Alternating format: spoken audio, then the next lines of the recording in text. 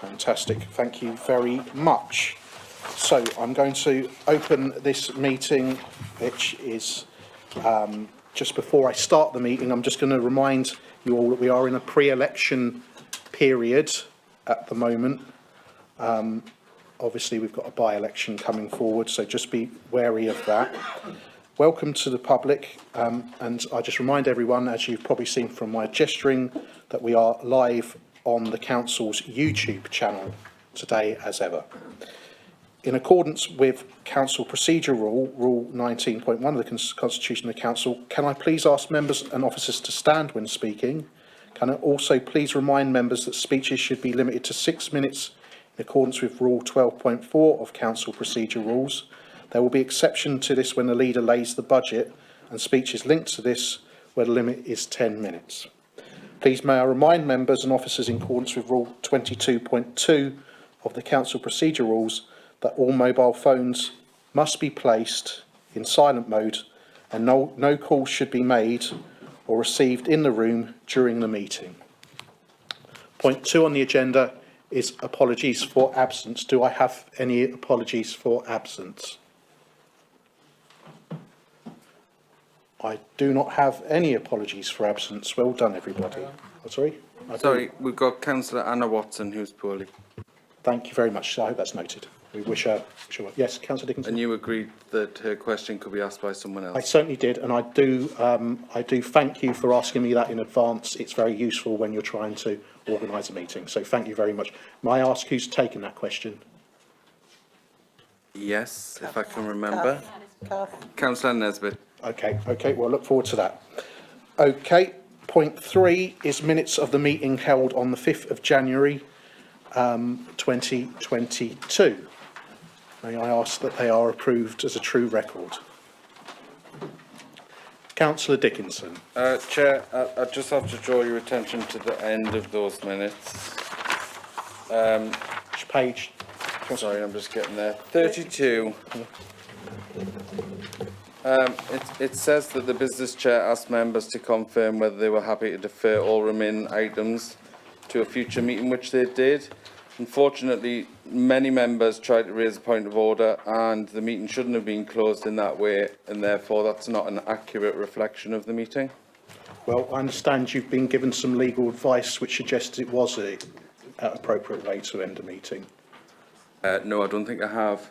I think I've had an opinion that isn't in line with the Constitution.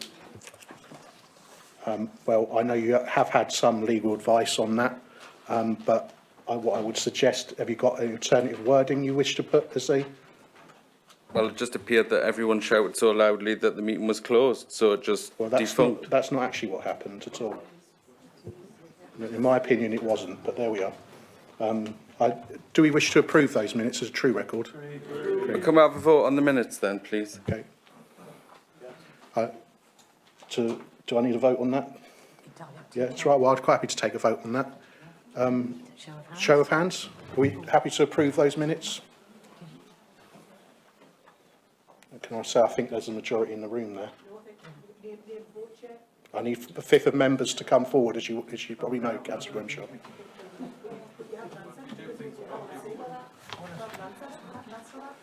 Can I also remind people, if you're going to speak, that we need to speak through the chair and to raise your hand if you wish to speak, because otherwise we're going to get into a situation we did get into last time where it got quite conversational. And I do remember it's easier to be conversational with people near me than some people who sadly have to sit at the back, and that's not really fair. So, Councillor Grimshaw, you have your hand up. Yes, thank you, Chair. I'm sorry, but it did end abruptly because we were sitting in these positions and we couldn't hear that you had ended it the way you did. And so I think we can't all see who's raised their hands to agree it. So it would be nice to be able to do a count at least to see who would agree and who didn't agree. So would you like a name vote, Councillor Grimshaw? Yes, please, if you don't mind. Right, well, I need a fifth of members or whatever it is to show their hand they want a name vote. Right, you've got that. Thank you. Thank you. Councillor Robinson, was that point of order, was it? The question, Chair, I wasn't physically at the meeting at the last thing, so I'll just abstain. That's fine. I'm sure we'll come to that as well. Okay, so I'm going to have a name vote on. Yes, Councillor Watson? I wasn't at the meeting either, but I watched it all on TV. Does that mean like talking about or what? I'm going to ask for a legal opinion on that because we quite often, we quite often make votes on approving minutes for committees we're not on.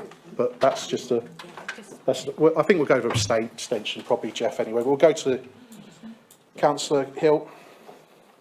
Could I just clarify, because I actually thought the minutes, given it such a difficult meeting, were, and I did compliment Karen on them because they were excellent, but I do agree with the very last part of the meeting was unlawfully shut down. So therefore, can I just clarify, are we suggesting on that specific matter that you're just looking for an amendment to add that that meeting was not closed down? I think we've got a proposal on approving. Or just on the whole of the minutes? Yes, Fine. so I've got But I Councillor Jackson, I think, has proposed that. Does anybody second that for me, please? Councillor Hardy will second that. So I'm going to go for a name vote on approving the minutes of the meeting held. I'm going to remember what date it was. What date were we? The last meeting was, and I've lost my place on the agenda, 10th of January, 5th of January. So moving the full council minutes on the 5th of January, if you're happy to vote in favour of that, I think we're going for a name vote now. That's what I've asked for, so Lindsay's going to read. Lindsay is going to read the names out for us, Lindsay. Thank you. Okay, I'm hoping everybody can hear me. If you can't, can you just shout up, please, and I will talk louder. Councillor Ball. Against. Councillor Bourne. For. Councillor Bainan. For the minutes.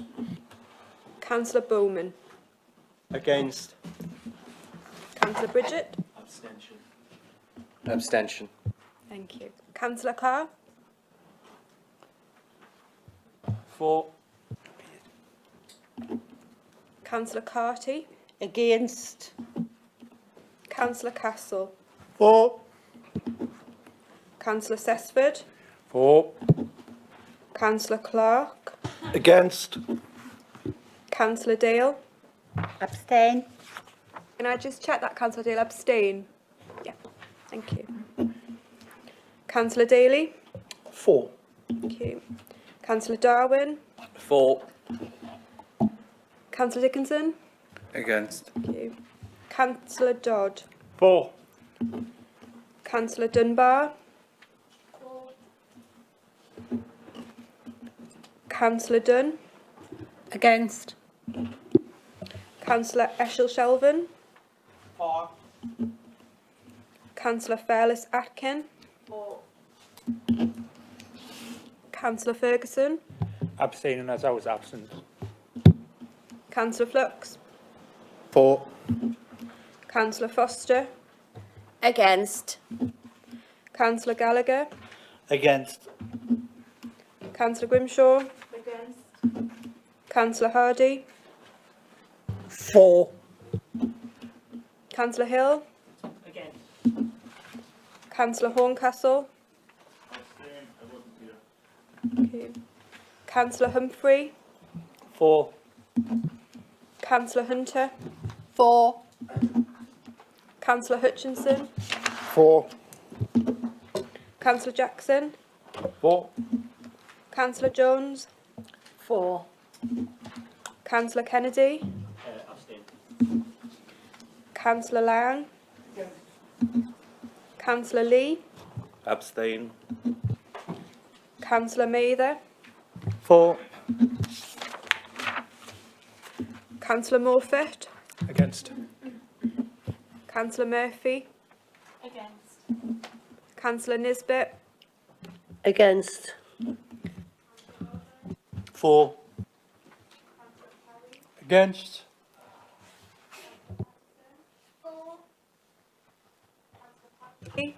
For.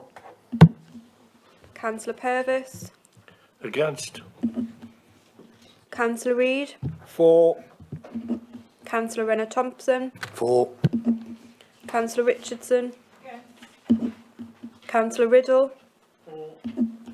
Councillor Robinson. Abstain. Councillor Sanderson. Councillor A. Scott. Against. Councillor Seymour. For. Councillor Sharp. Councillor Simpson. Against. Councillor Stewart. 4. Councillor Swinbank. Against. Councillor Swinburne. Abstain as absent. Councillor Taylor. Against. Councillor Thorne. 4. Councillor Towns. 4. Councillor Waddell. Against. Councillor Wallace. Abstain. I was not present. Councillor J. Watson. Abstain. Councillor Wearmouth. Councillor Wilczek. Against. Thank you.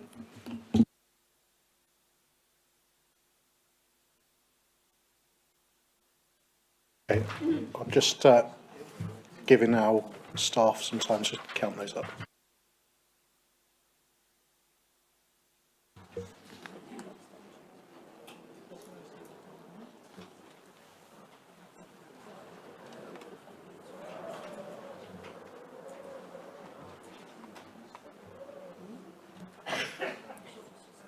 Councillor Wallace, you have your hand up. Yeah, thank you, Chairman. Chairman, before you give the result, could I ask that my apologies be appended, has been omitted in Councillor Dickinson actually put them in, which can be seen on the YouTube presentation on the 5th of January.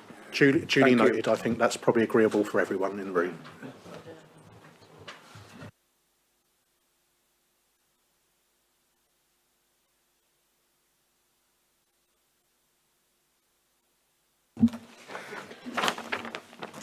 Chair, would you like me to provide you with the numbers? So we have 32 for, 23 against and 10 abstention. Okay, so the minutes have been approved. Thank you very much. Councillor Dale, you have your hand up. Yeah, thank you. Can I just go back to the minutes? Because, as I said, I abstain, so I have no political interest. But what I would like to ask is on the last page 32, that the leader agreed that this should not be considered, holding back for a couple of weeks. And under the discussion was that we were going to have a meeting quite soon to discuss these items that were deferred. And I just wondered why we haven't had that meeting, Well, please. if I recall the meeting correctly, it was either said... I can't hear you. If I recall the meeting correctly, Councillor Dale, it was said that it would either be at a future meeting, at a future date, or the next meeting was stated. I would say that we have now approved these minutes, and I think we need to move progress. Yeah, So I'm going to go to the next item on the agenda, which is disclosure of members' interest. Do members, Councillor Hill, you have your hand up. Thank you, Chair. Can I just clarify, there's some talk about standing up. Now, I don't mind standing up, but the issue is people are going to be away from the microphones. Yes, So it's up to you, but I just think you're going to have this problem and people have got gentler voices and me are going to say, I would suggest you might want to pick it up if you do that. If I can please finish. I'm quite comfortable the way it's going at the moment with people sat down. If this meeting goes into a conversational and we have lots of mumbling going along, or I can't see that's going on, it might be something that helps me. I can't see very much in that. I can just about see you there, Councillor Foster, but I can't see an awful lot that's going on in that far corner. I've got quite good eyesight. And it helps, I'm sure, with the YouTube stream. However, I take the point you've made, and I think I'm quite happy with this to continue the way it is. But if there are difficulties, we might have to revisit that. Well, the reason for putting my hand up, thanks for clarifying, was that I would now think it might be necessary to move a motion without notice. This is one of the motions that you can move without notice as set out in Part 5, 11, page 97 of the Constitution. Before I do that, I just need to clarify something with yourself, Chair. I could refer you to Part 2, Article 5, which is on your page 19 of the Constitution. It refers to the role and function of the business chair. Point 7 says, and I quote, "To preside impartially over meetings of the council so that its business can be carried out efficiently and with regard to the rights of councillors and the interests of the community." I repeat, to preside impartially over meetings of the council so that its business can be carried out efficiently. At the last meeting, the very opposite happened. And if I can just finish, it is vitally important in a meeting when we are deciding hundreds of millions of pounds of taxpayers' money, we have proper audit and we have impartiality. Now, Chair, I've known you a long time. I like you. I think you're potentially a good chair. But unfortunately, at the last meeting, there were people whispering in your ear, telling you what to do. And what I would ask you, Barry, can you put your hand on your heart and tell us that you're going to resist people on that table whispering, oh, move it without a debate. Oh, they've seen a nefarious plot. Close down the meeting. It was an absolute horror show, that meeting. And we need impartiality. And can I ask you, are you going to promise us this meeting is going to be held impartially and properly? Or if not, can we therefore elect another chair so this meeting can be conducted properly? I'm going to say that yes, I am. And I'm going to say that yes, I have on every single meeting I have chaired. And I say that with my hand on my heart. And I think that many members might want to look at their behaviour at that last meeting. Because if people are going to call my name out at this meeting, I think they need to take a very good look at the way they behaved at that meeting. And I'm not going to name any names, but I think that people really do need to look at that, rather than trying to throw mud and trying to give a bad impression of people. Well, okay, we will give you another chance, but final piece of advice, if you would ask people not to whisper in your ear, who are also acting impartially, not impartially, I'm afraid. So the proof will be in the pudding. Let's see. I take there's no suspension of standing orders coming then. I half thought you might admit that you aren't capable of chairing the meeting impartially, but now you can say we'll give you another chance. I do think that's getting rather personal, Councillor Hill. But I will move on. But excuse me, Councillor Hill, can you please speak through the chair, please? I'll go to the next item on the agenda, disclosure of members' interests. Yes, Chairman, I've got, I am a member of the family is part-time employed by the council in the tourism side of things. Do I have any other members? I don't have any other members, so I'm going to go to the head of paid service. Chair. Sorry. Oh, sorry, Chair. Didn't see you over there. Sorry, I have to make the same declaration, but it is in my standing declaration. Okay. Was that the only one there? Was everyone gesturing just for yourself there? There's no others there. Thank you. Head of paid service. Thank you, Chair. I've been advised by the monitoring officer that I have a personal interest in item 11, so I'll leave the room for that item. Thank you. Okay. Right. Item 5 is announcements. I have the very sad duty to announce the death of Councillor Paul Scott, who was my deputy business chair and has been since May 2021 the councillor for Seg Hill with Seaton Delaval. And I'm just going to ask that we could stand for 1 minute's silence in respect of his memory.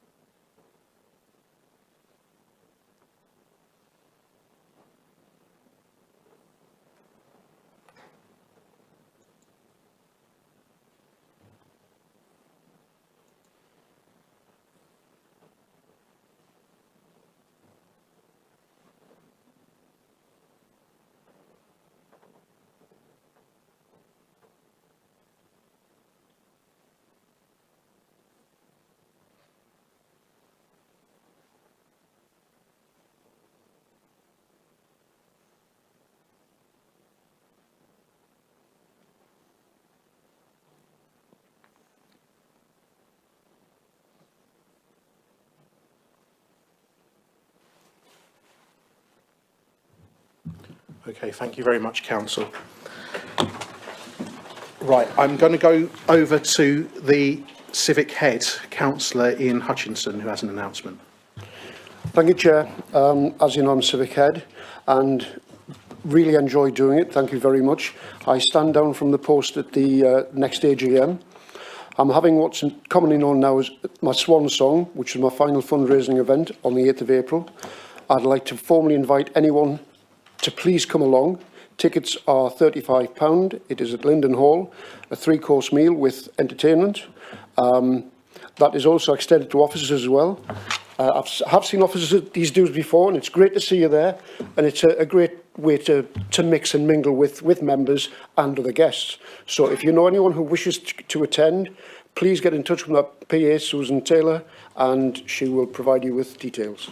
Thank you very much, Chair. And just to say that's going to a very good charity, you might want to mention it. It is the charity I'm raising money for is My Name's Doddy, which is looking at motor neuron disease, the cure of, hopefully. Thank you. Okay, I don't think the leader had any at that stage either. I have no correspondence. Point 7, I'm going to move point 6, 7, 8 on the agenda to the back.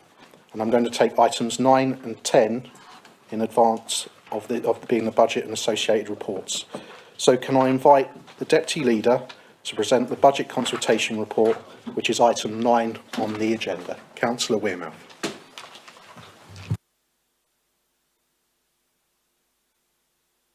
Thank you very much, Chair.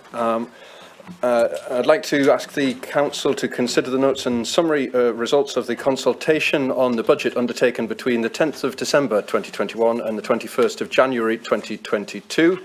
In total, we had 312 responses to the consultation, which I'm told by officers compares well to other authorities' budget consultation processes. We also had nearly 1,200 views on our YouTube channel, and for the relevant LACs, where the budget was discussed, and Council's social media on the budget reached 17,500 or so people. Nearly 13,000 people engaged with those posts, and 300 people commented on those posts.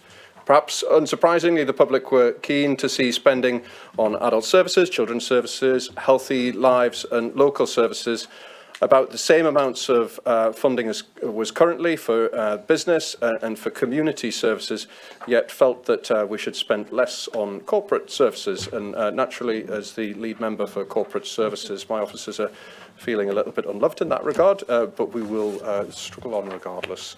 There was general backing for investment in roads and railways, and investment in employment sites, and a keenness to support skills and training in terms of preparing us for a new economy. Support for spending on social care and education topped the list in terms of the most important services, with work in neighbourhood services following closely in second. There is good feedback from the public as well on our plans to tackle climate change. Finally, in terms of the consultation, I would note that there was a positive discussion and overview and scrutiny on the consultation and the way that we could make things more engaging and less formulaic, and perhaps start engagement earlier in the budget cycle. And these ideas will be explored in the Economic Overview and Scrutiny Committee later in the year. And we'll also find ways to reach out to members more generally, as I appreciate that there would have been some members in that particular scrutiny meeting that would not necessarily have been there were it not for that being a budget consultation, budget session. So that concludes my comments. I don't know if the 151 officer has any additional comments that she would wish to make at this stage. Nothing from me, Chair. Thank you. Okay. Now this is to note the consultation, so I'm guessing it's not the big meat on the bone which might come further on. So are we happy to note that consultation? Agreed. Thank you very much. I will then go on to point 10.1 on the agenda. Can I invite the leader to lay his budget? And I remind members that we have 10 minutes speaking time, or up to 10 minutes, should I say, speaking time on this budget item. Councillor Sanderson. Thank you very much, Chairman. I'm going to be as quick as I can. I can't guarantee to make it under 10 minutes, but I will do my best.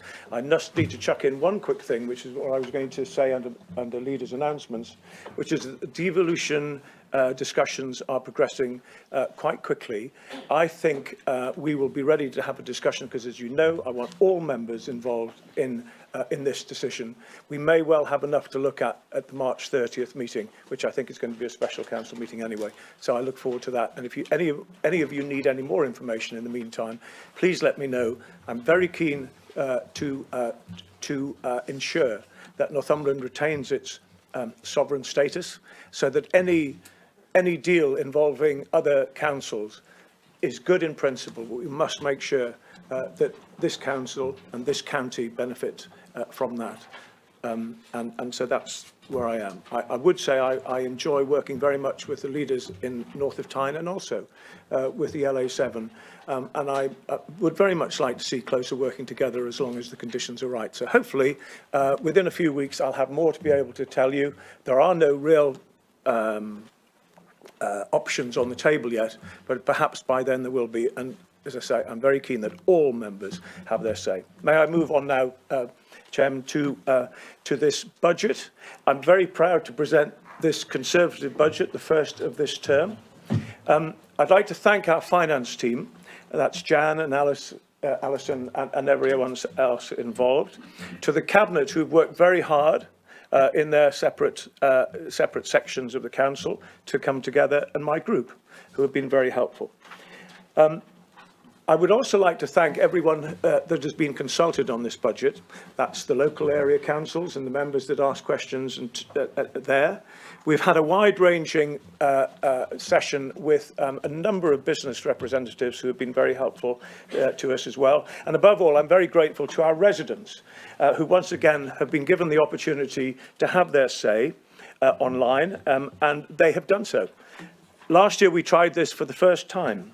And it has proved very helpful again. We will do it again next year when we get to this time next year. And we will hopefully do some more open consultation as well, face to face. So this budget has got two clear themes. You probably will know what I'm going to say. Theme one is about supporting and encouraging new and existing business. The second one is to do the very best we can for all our residents and help those residents who most need our help. So we have two clear themes to finance those priorities. But the overarching headline to this year's budget is that there will be no cuts in frontline services. This is because we feel Northumberland looks well compared to other counties, and those of you that travel around will agree with me. And I'm very proud of our staff who have done that. But I'm even more proud and grateful to all of them who've worked throughout a really difficult time, COVID and then Storm Arwen and the recent ones, to keep providing all the services that our people rely on. And I know that probably every member in the council will completely agree with me on that point. And so I say thank you to them. And as an acknowledgement of that, we will not be cutting frontline services this year. Secondly, I want to ensure that we continue with our investment across a range of ambitious initiatives across the county that will bring jobs and opportunities for our residents. The Northumberland Line and the associated economic corridor.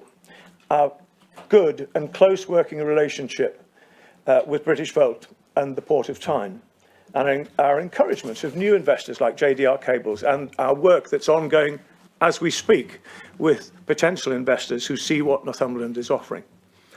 Much of this excellent work is down to the work of Advance, and I want to thank everyone involved in Advance for the work that they have done and the work that they are doing.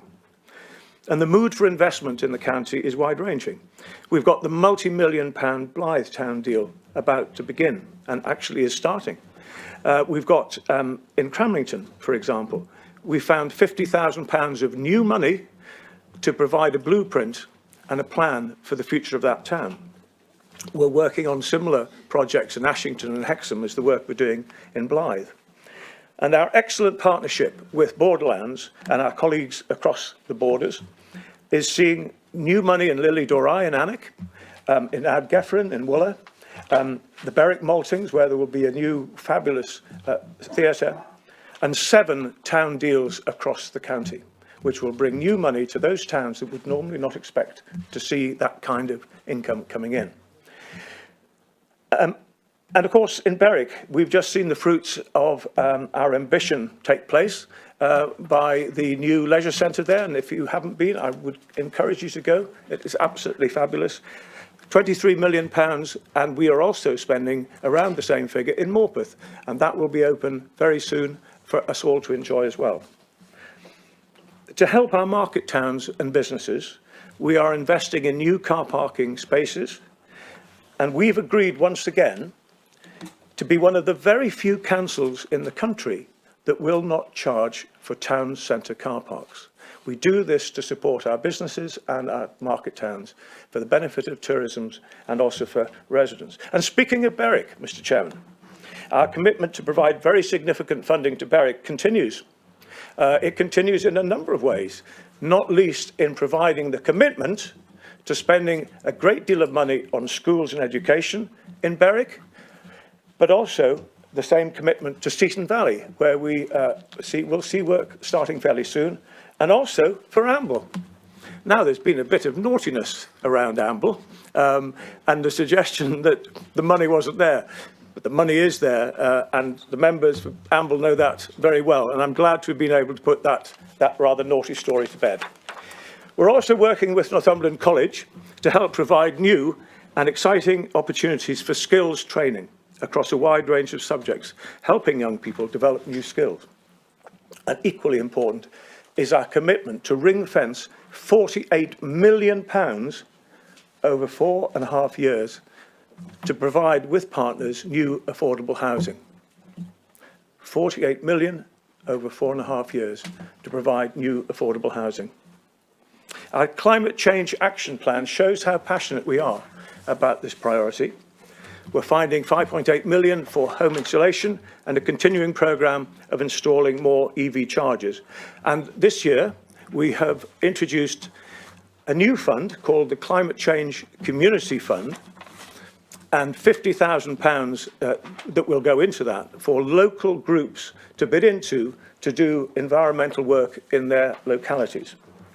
We hope that this will be as popular as our £70,000 Jubilee Fund, again, one of the few councils to offer such a fund, that will go to celebrate Her Majesty's Jubilee.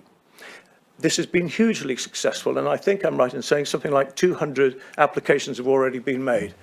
So well done, Jeff Watson, indeed, for that idea.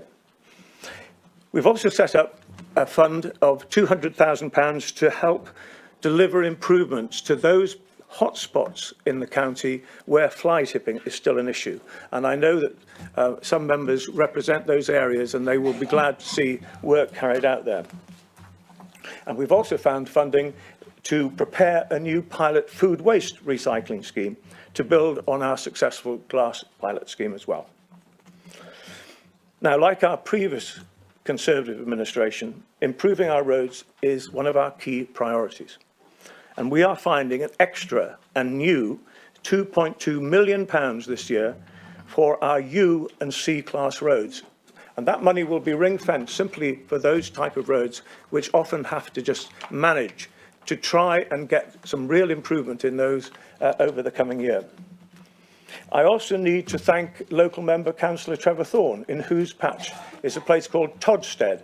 The road there has been subject to a great deal of land slippage, and our officers have tried very hard to manage that over the last few years. We've now spent a great deal of money on getting consultants to give us the best way forward, so we are finding nearly £10 million this year to get that put right once and for all. So thank you, Trevor Thorne, for all the lobbying that you've done. We are investing a total of £3.1 million of new money to revamp our public conveniences at a time when most councils are trying to get rid of public conveniences. And I've had a very interesting day in Hexham with Councillor Kennedy going around public toilets. And it was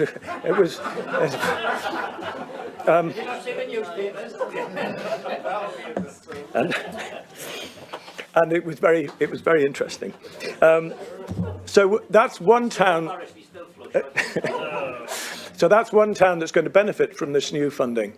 And we think it's really important that people, local residents, especially children and older people and tourists as well, are able to find and use public toilets rather than turning up at a town and there being no sign of toilets. So along with this investment will go new signage and IT capability to put public toilets on an app so that people can follow their way through using an app to find where the public toilets are.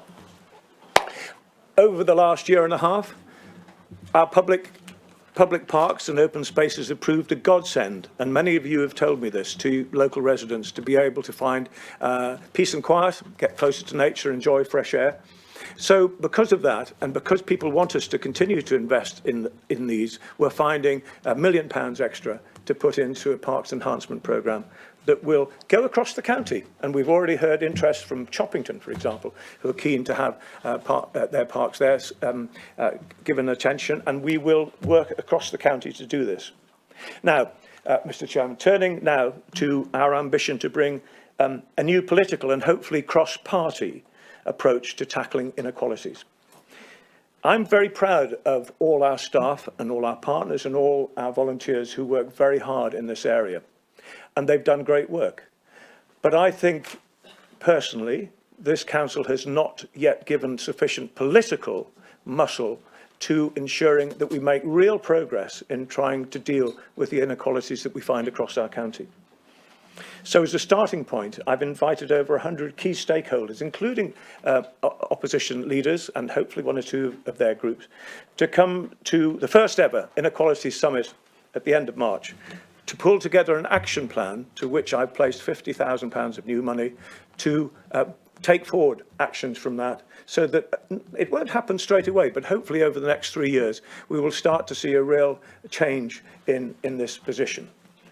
I want to see real actions and money follow this so that we do make a real difference.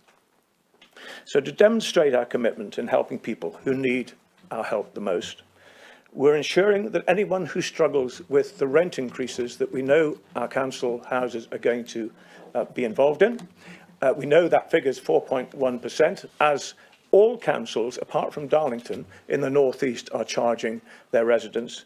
We are going to look at 2 different schemes to be able to support those who are on benefits and also to support those who are just under the housing benefit cut-off.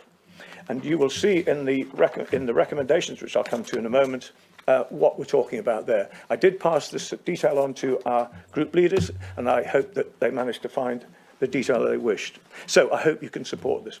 Finally, I would be remiss not to highlight one area of savings which has been identified, which is around ensuring social care provision is appropriate and effective. We looked at this saving long and hard, and we quizzed our officers several times about whether this was something that we could introduce that would be doable, but also would not affect anyone's care package. And we have been advised and told that it will not. So this is merely making the situation we have now more efficient, and it will not affect anyone's care plans. We are advised by officers. So, to summarise, can I just say again thank you to all the staff who have done such a brilliant job, and to the officers who have helped with this budget. Together, we want to see Northumberland stay looking well looked after. We want to know that our residents know that their views matter when it comes to the budget and how their money is spent, and that their money is being spent wisely and carefully in the areas they want us to spend it. And that all our residents, whether they live in Ashington, whether they live in Blythe, Cornhill, Long Horsley, that they all know that they share our vision, and hopefully our joint vision, to see the county grow and prosper in the years to come. So may I just conclude by proposing that the recommendations on your sheet, which you have in front of you, which are 1 to 55, may I propose those, please, Mr. Chairman? Okay, and have I got a seconder for them? I think Councillor Horncastle is seconding that.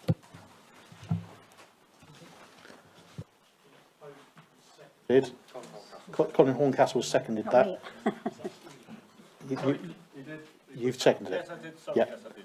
So I now move to a debate, don't I? That's correct. I had Councillor Dickinson as the first speaker, and I've got Councillor Dale Mine's next. just a question, actually. Is it a question, Councillor? Is it a point of Mine's order? just a question, just on, before we debate, please, if that's possible.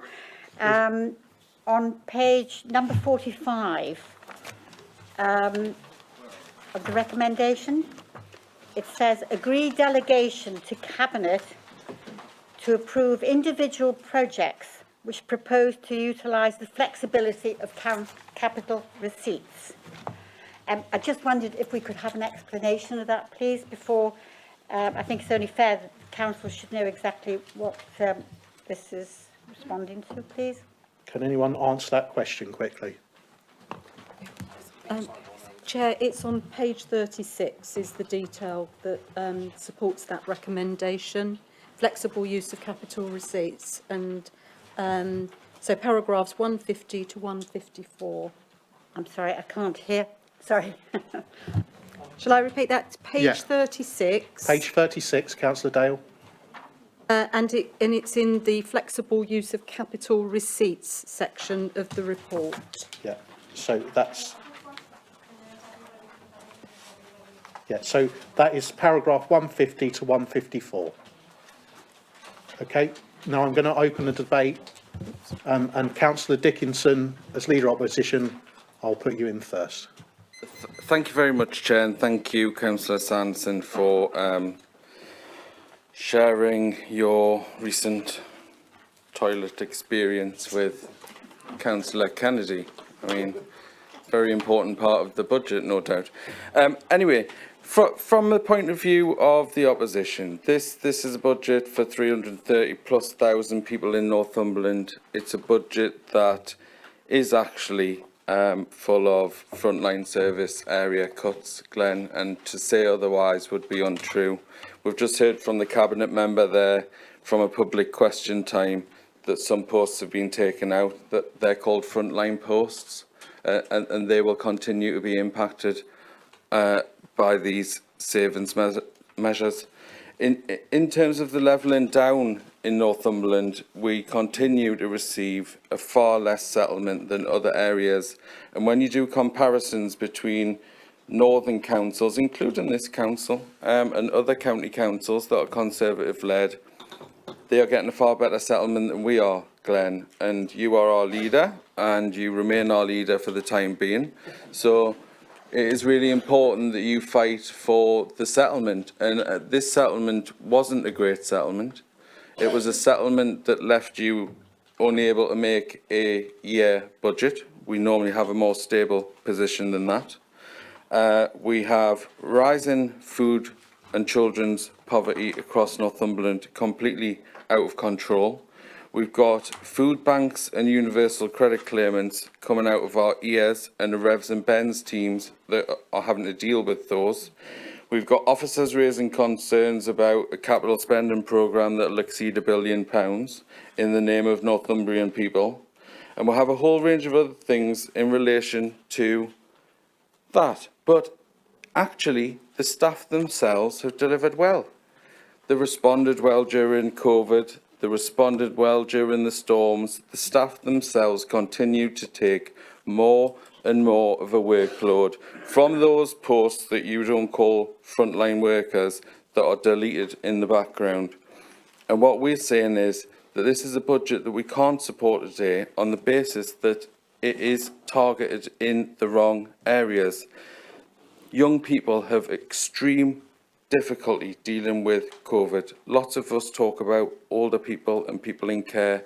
Absolutely, they've suffered. The families have suffered through not being able to visit. Care companies have suffered because they can't visit. But young people have had a terrible time, lost out on so much schooling, lost out on so much of the socialisation that young people really need to be able to adapt and live. And we are looking at millions of pounds worth of slicing in their budgets, and we're told that it won't affect frontline services. But yet we hear from a Cabinet member to a member of the public that we're actually deleting some posts and we've got a different post out that we can't recruit. But those deleted posts are real posts. Those are posts that belonged to a team, belonged to a service, and therefore are frontline service cuts. And I'm really disappointed. And I understand, Glenn, because, you know, we have been in this position. The central government austerity measures continue to pressurise councils to save money. We had to do tough choices. You have had to do tough choices. By the way, I'm really, really happy that some of the things that we put together and worked on with the borderlands and all the other things are coming to fruition, because actually those things are fantastic for Northumberland. And I'm glad that Advanced Northumberland's doing well and pushing forward with the Ashton Blantyre line, because, you know, I can't say the Northumberland line. Oh, well, whatever we want to call it, we'll call it something else when we change hands again, no doubt. But, you know, it's really important that all these things that we set off and you continue to do well. And nobody, whether opposition or in power, wants to see the council fail. But what we see here is a budget that is targeting the wrong areas, in our opinion, and we would have liked more dialogue than we had. But thank you very much, just while I've got the floor, to the Section 151 and the Treasury, Alison, for attending our group and taking their questions and letting them be part of it. And I'll leave it there because I do want other people to have the opportunity to speak. Thank you very much. Thanks, Chair. Well, I mean, it's really a case of here we are again, isn't it? When you look back over the people who have sat here for the last 12 years, when you look back, it's all, as usual, reviews and underspends that have got us here, and it's reviews and underspends that are going to get us to the next budget. And it's got to be time now to just go back to a fundamental base budget review, because you can't just keep top slicing stuff. You need to get to the core of everything and build it back up. And I just find it quite incredible that both the leader and the leader of the opposition haven't talked about the elephant in the room, which is a council tax rise of over 4%. You're just kind of sitting here saying, oh yes, we can do that. I mean, you know, it may be that you haven't realised because it's written down in 3 different places, but the county council are going to be asking the people of Northumberland to pay over 4% more in council tax next year than they are this year. And that just cannot be right. In the position we find ourselves in, with food prices going up, with electricity going up, with petrol now more expensive than it's been for, well, I don't remember when it was less than, you know, it's over 150 a litre, isn't it? So we just can't, you know, I'm surprised you lot are not all up in arms. 4%, over 4% rise in the council tax, and you're just sitting here as if, oh, well, it'll be all right. What we'll do is we'll slice it in 3 different bits, and we'll call it 1.99 here and 1 here and 1.25 there, and no one will twig. So you should have been more honest. And what Glenn should have done in the first place would have said, I need to put the council tax up over 4% because of these things. Not sit there and talk about the capital programme, which, by the way, again, if you look at it, we're now at the peak of what the council can borrow, all right? It's £307 million. And from now on, it goes down about 70 million a year. So how's that play into the levelling up agenda? The government used the council to deliver this stuff. And according to the papers we've got, it'll go down to under £100 million in a few years. That can't be right. It just cannot be right. And what annoys me, well, as you know, everything annoys me, but this annoys me particularly. We are putting up the adult social care precept to up 2.25%. And the government promised us, when they got elected, they promised us that adult social care was going to be sorted. It is a national problem and it should be paid for via national taxation. But what are we left with? The 150,000 people that actually get a council tax bill from us and are expected to pay for it are picking up the tab again. And it can't go on. It cannot go on. So I can't support this because you haven't really been straight with us. Why should I be surprised? But you know what? When we all know that we've got a serious problem about adult social care, and we've been promised by central government that it was going to be sorted, I'll tell you what we'll do. We'll stick up national insurance by 10%, although they said, oh, it's actually only 1.25, but actually it's 10%. And we're going to clear the NHS waiting lists, and then what's left will be trickled down to the councils, and they'll have to make do. It's just not right. What bothers me about the efficiency savings on page 55, appendix 9, as usual, the leader mentioned this, but as usual, adult social services are getting the sticky end of the stick again. 3 million this year. It says care management, fair enough, but then when you look at what the appendix is made of, 23, 24, 24, 25, 25, 26, the only thing that kind of carries on through that is a £2 million a year cut already identified. So over the course of between now and 25 to 26, £9 million is coming out of care management. Now you cannot tell me, I mean, we all know how brilliant our chief executive is and how she has managed over the years to pull the irons out of the fire every time, get the budget done, and somehow managed to get the money that we require to keep us going out of the service that she runs. But it just cannot be right that she's already, there's £6 million already being identified. It just can't be right. So, just to finish, I'm glad the leader admitted that it's a Conservative budget, because I'll tell you what, the only time I saw it was before I had to turn up to the scrutiny committee that we were all invited to. Nobody rang me up and said, Jeff, do you want to have a talk about how we can deliver this, where we can find the money? This is absolutely a Conservative budget.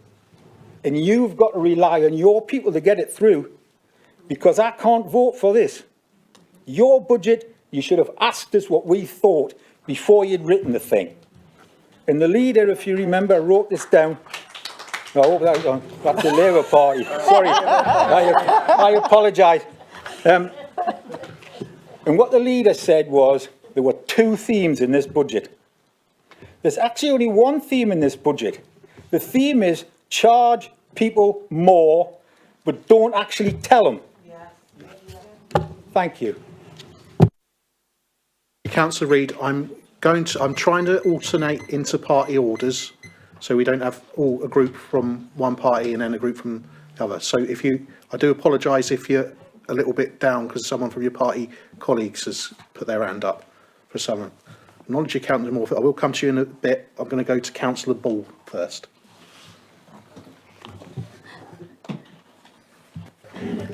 The cost of living crisis is hitting every person in every ward across Northumberland. In Long Horsley, child poverty rates are 9% in comparison to Ashton Central with rates of 35%. You will live an average of 8 years longer if you're born into a family in a more affluent part of Northumberland. Life expectancy should not be a postcode lottery. Social care should not depend on what you can afford or what you can sell your house for after a lifetime of working and paying into the system. A system that is weighted towards the south of England, where average house prices are higher. This budget is doing nothing for people that are already struggling here in Northumberland. Council rents are going up, council tax is going up, and key services are seeing year-on-year cuts. All while the cost of living, it's skyrocketing. The budget it's just doing nothing for these people.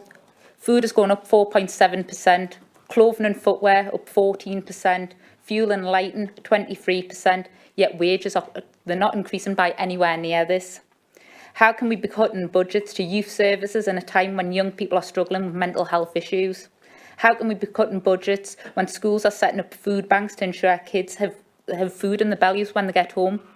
How can we be cutting budgets when staff here are working so hard, but there's not enough of them to deliver the services that we're putting the council tax up for us to deliver? I cannot support this budget and really think it's time that each and every councillor, no matter what rosette you've got pinned to your chest, that was stood up for the people of Northumberland, the people that are currently being let down, and demand not just levelling up, but the money back that we're being owed from years of underinvestment and neglect in Northumberland and the wider north. We're told that austerity is over, and Glenn, I challenge you and the rest of the front line to prove it, because this budget doesn't do that. Thank you. Thank you for that, Councillor Ball. I've got a number of speakers, so can I ask that until Councillor Gallagher speaks, and you're a fair few down, I'm afraid, can I have no new hands until Councillor Gallagher? That will help me manage the meeting. So I've got quite a few before then. So my next speaker is Councillor Renner Thompson. Thank you, Chair. I would, of course, share the passion in the room about the Northumberland Youth Service. For every £1 spent in preventative services like youth service, you save a fortune later on, where individuals who may cause an issue in the system are caught early and moved on to a better path in life, and therefore you save money. You can save money in the police, the prisons and all the other social services that go with it. In the budget, we have £110,000 saving from Northumberland Adolescent Service. This is mainly through the amalgamation of 2 management posts between the Youth Service and the Youth Justice Service, creating a saving. We also have the removal of 1 youth work post, but this was agreed by the staff on the ground, and we have found alternative funding for this post. So the post isn't moving. The funding for that post simply moves to a different line item. Therefore, I can confidently say we are not seeing any frontline service changes to Northumberland Adolescent Service. Thank you. My next speaker is Councillor Morford. Thank you, Chair. I'd like to focus on a small number of specific points. The first one is in the schedule of efficiencies in Appendix 9, page 56. It tells us that parking charges will be increased at country parks and coastal tourism car parks. And I'm worried that this will exacerbate the existing inequality of access to green spaces by discouraging people who struggle to afford the parking fees from visiting. I'd like to point out that this isn't in line with current government policy. Only last month they published their response to Julian Glover's Landscapes Review, in which they accepted that there are disparities in society's access to nature and stated that their vision is for a network of nature-rich spaces that all parts of society can easily access and enjoy.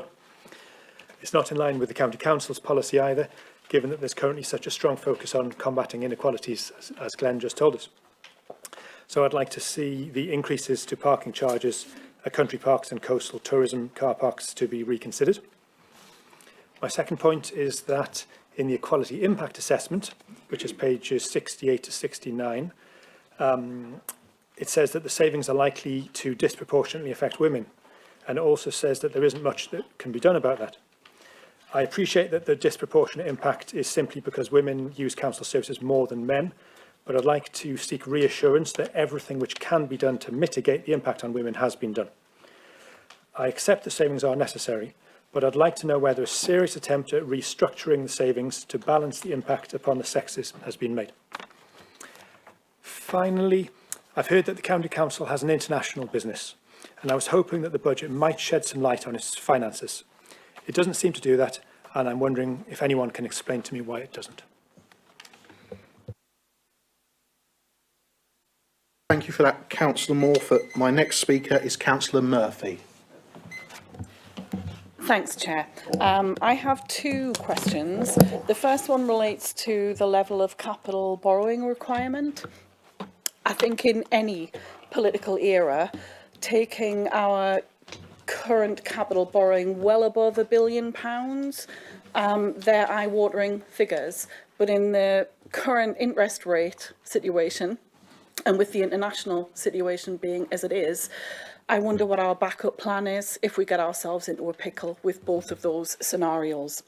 Also, if we are borrowing so much money, I'm wondering how much of this is going to be spent on building council housing. I've seen lots of mentions within all the budget papers about £43 million being allocated to affordable homes, and I'm wondering what formula you are using to determine what you class as affordable, because certainly affordable homes have many, many restrictions around them, which would mean that lots of people who would be eligible for social housing would not be able to afford to buy them. So I'd be grateful for some definition of affordable. Thank you. Thank you, Councillor Murphy. I've now got Councillor Isabel Hunter. Thank you, Chair. I'd like to welcome the investment the administration has undertaken in Berwick, which includes the eventual opening of Phase 1 of the Leisure Centre, which had had funding identified in previous budgets, as well as the proposals for the new state-of-the-art Malton Art Theatre, the investment in the barracks. On behalf of the residents and visitors in Berwick, I'd say thank you. I'm pleased to see the administration has retained the £40 million within the budget for the Berwick Schools redevelopment. Initial informal review of the education provision for all school children of all ages and abilities within the Berwick Partnership commenced in December 2021. One of the reasons for the review is the falling numbers of children of all ages across the partnership. I request the administration gives me the assurance that the figure already within the budget will remain in the budget and increased if required to be used to deliver whatever is agreed will be the future education provision within the whole Berwick Partnership for all children of all ages and all abilities, including children with special needs. This may include building new schools or relocating schools. However, at the present time, we do not know what the future model will look like. In 2021, we should not be transporting first school children with special needs within the Berwick Partnership up to 40 to 50 miles each way per day to access education provision to meet their needs. All education provision should be able to be offered locally, which will also help the carbon reduction agenda. Due to the forthcoming increase in national insurance charges, increase in energy prices, increase in food prices, which in some cases are increasing weekly, I am unable to support the proposed increase of council tax in this budget, as more and more families are being pushed into poverty through no fault of their own, and more families are having to use food banks to feed their children. We should not be adding further pressures and stress to struggling families. Thank you, Councillor Hunter. I go to Councillor Anne Dale.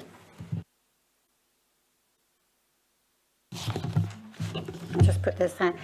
Just to make a comment, first of all, on Mr Renner-Thompson, Councillor Renner-Thompson, on the provision of youth service. It's a pity that you actually didn't consult with other the county councillors who cover the Prado area when you did that. Instead of you consulted with your party member, but you didn't consult with other members, which actually we found quite irresponsible. So I'll just make that point, and we still haven't had a response to that. However, can I just go on to the budget, please? Can I just say, it seems a long time ago, and I consider with Councillor Jeff Reid, because he'll know where I'm coming from, but a long time ago, we looked at the Marmot Review. And as you probably know, Councillor Sanderson, one of the things that I dearest to my heart is every child has the same opportunity in life. And that to me is real. And I've always stuck up and made sure that I could do the best for all the children in my ward. I find it quite amazing in some way that this council has just understood that poverty has an impact on people's lives. And that hasn't been picked up all the 5 years that the Conservatives have been in control at this council. The Marmot Review, as I keep on talking about, is quite stark. And basically what it says, which I've got here, this is the latest Marmot Review. It says that people living in deprived areas of the North East are worse off for their health than living in a similar deprived area in London, to the extent that life expectancy is nearly 5 years less. That is a condemnation, and that is the North East. It's also areas of deprivation in Northumberland County Council. And it's not new. It's been there for years. So I have to say, I would thank Councillor Sanderson for last admitting that he realises that and that he's going to do something about it. But actually 3 years is not enough. You're talking about generations. So if you think you're going to meet up with people and you're going to suddenly take deprivation, food poverty, whatever it comes under, away in minutes, it's not going to. Anyway, what I was going to say, that I was a little bit upset when you put 4.1% on housing rent, when you'd actually said that you were going to help those in need. So I am pleased that you've actually considered or reconsidered and come back to 2.1%. I'm not going into all the local stats about insurance, lift hikes, etc., etc. We've all spoken about it and we can all recall. And this is, I think this is the highest level of tax that this council has ever put on local people. Not only the government, the Conservative government, but this council. And I have to say that I asked last year about the addition of 1.99 last year, and another, I can't remember exactly how much it was, and I was told, oh, they're separate councils. Of course they weren't. They went into the base budget again, recurrent. And this year, as somebody said, this is just disguising the fact by putting them singly. A rise in council tax is 1.99%, additional 1% council tax for use on adult social services, additional 1.25 council tax for adult services too. On top of that, the government is raising the national insurance hike by 1.25% on social services. And I would ask you to ask your government that they said that they will look after, ensure that social services is modern and up to date. And they haven't done that. They put the responsibility onto the taxpayer. Several things that come to mind I would like to say to Jeff Reid, as he was going to say what I said was, in 2009, I put a base budget together. I stripped everything out and put together all the mandatory services that we are required to deliver by government. And then we looked at the discretionary services. We have no performance indicators to say how we're delivering these services, the mandatory services. And I don't think a lot of people here will understand actually what our mandatory services are that we have to deliver, and those that are discretionary. And in 2017, you promised, the last leader promised when he became leader, that he would review the base budget. It's never been done. And we have to do that. And Councillor Reid is quite right, and he'll recall all our discussions about it a long time ago. So can we just go back and start again with this base budget? We cannot inflict more and more charges on our residents. The inflation cost for this year coming up is nearly £20 million. That's a lot of money, and that's what we're having to bear. So when you say things are going up, oh, look, we've put money in here on this, that, and the other, a lot of it caused by inflation. So can I just go back to you, and can you make me a promise that you will say what you promised me in 2017, that you will go back and do a council tax-based budget? I'm quite happy to help. I'm always happy to help, but it has to be done. Thank you, Councillor Dale. My next speaker is Councillor David Ferguson. Thank you, Chair. Just before I start, can you possibly confirm whether any alternative budgets were put forward by any of the oppositions? I think I can confirm they weren't. Okay. Yeah, thank you, Chair. So I think, I mean, the clue is in the title. This is a budget. I think we would all sit here and be like, we would love to see more money being spent in every single area that this council spends money on.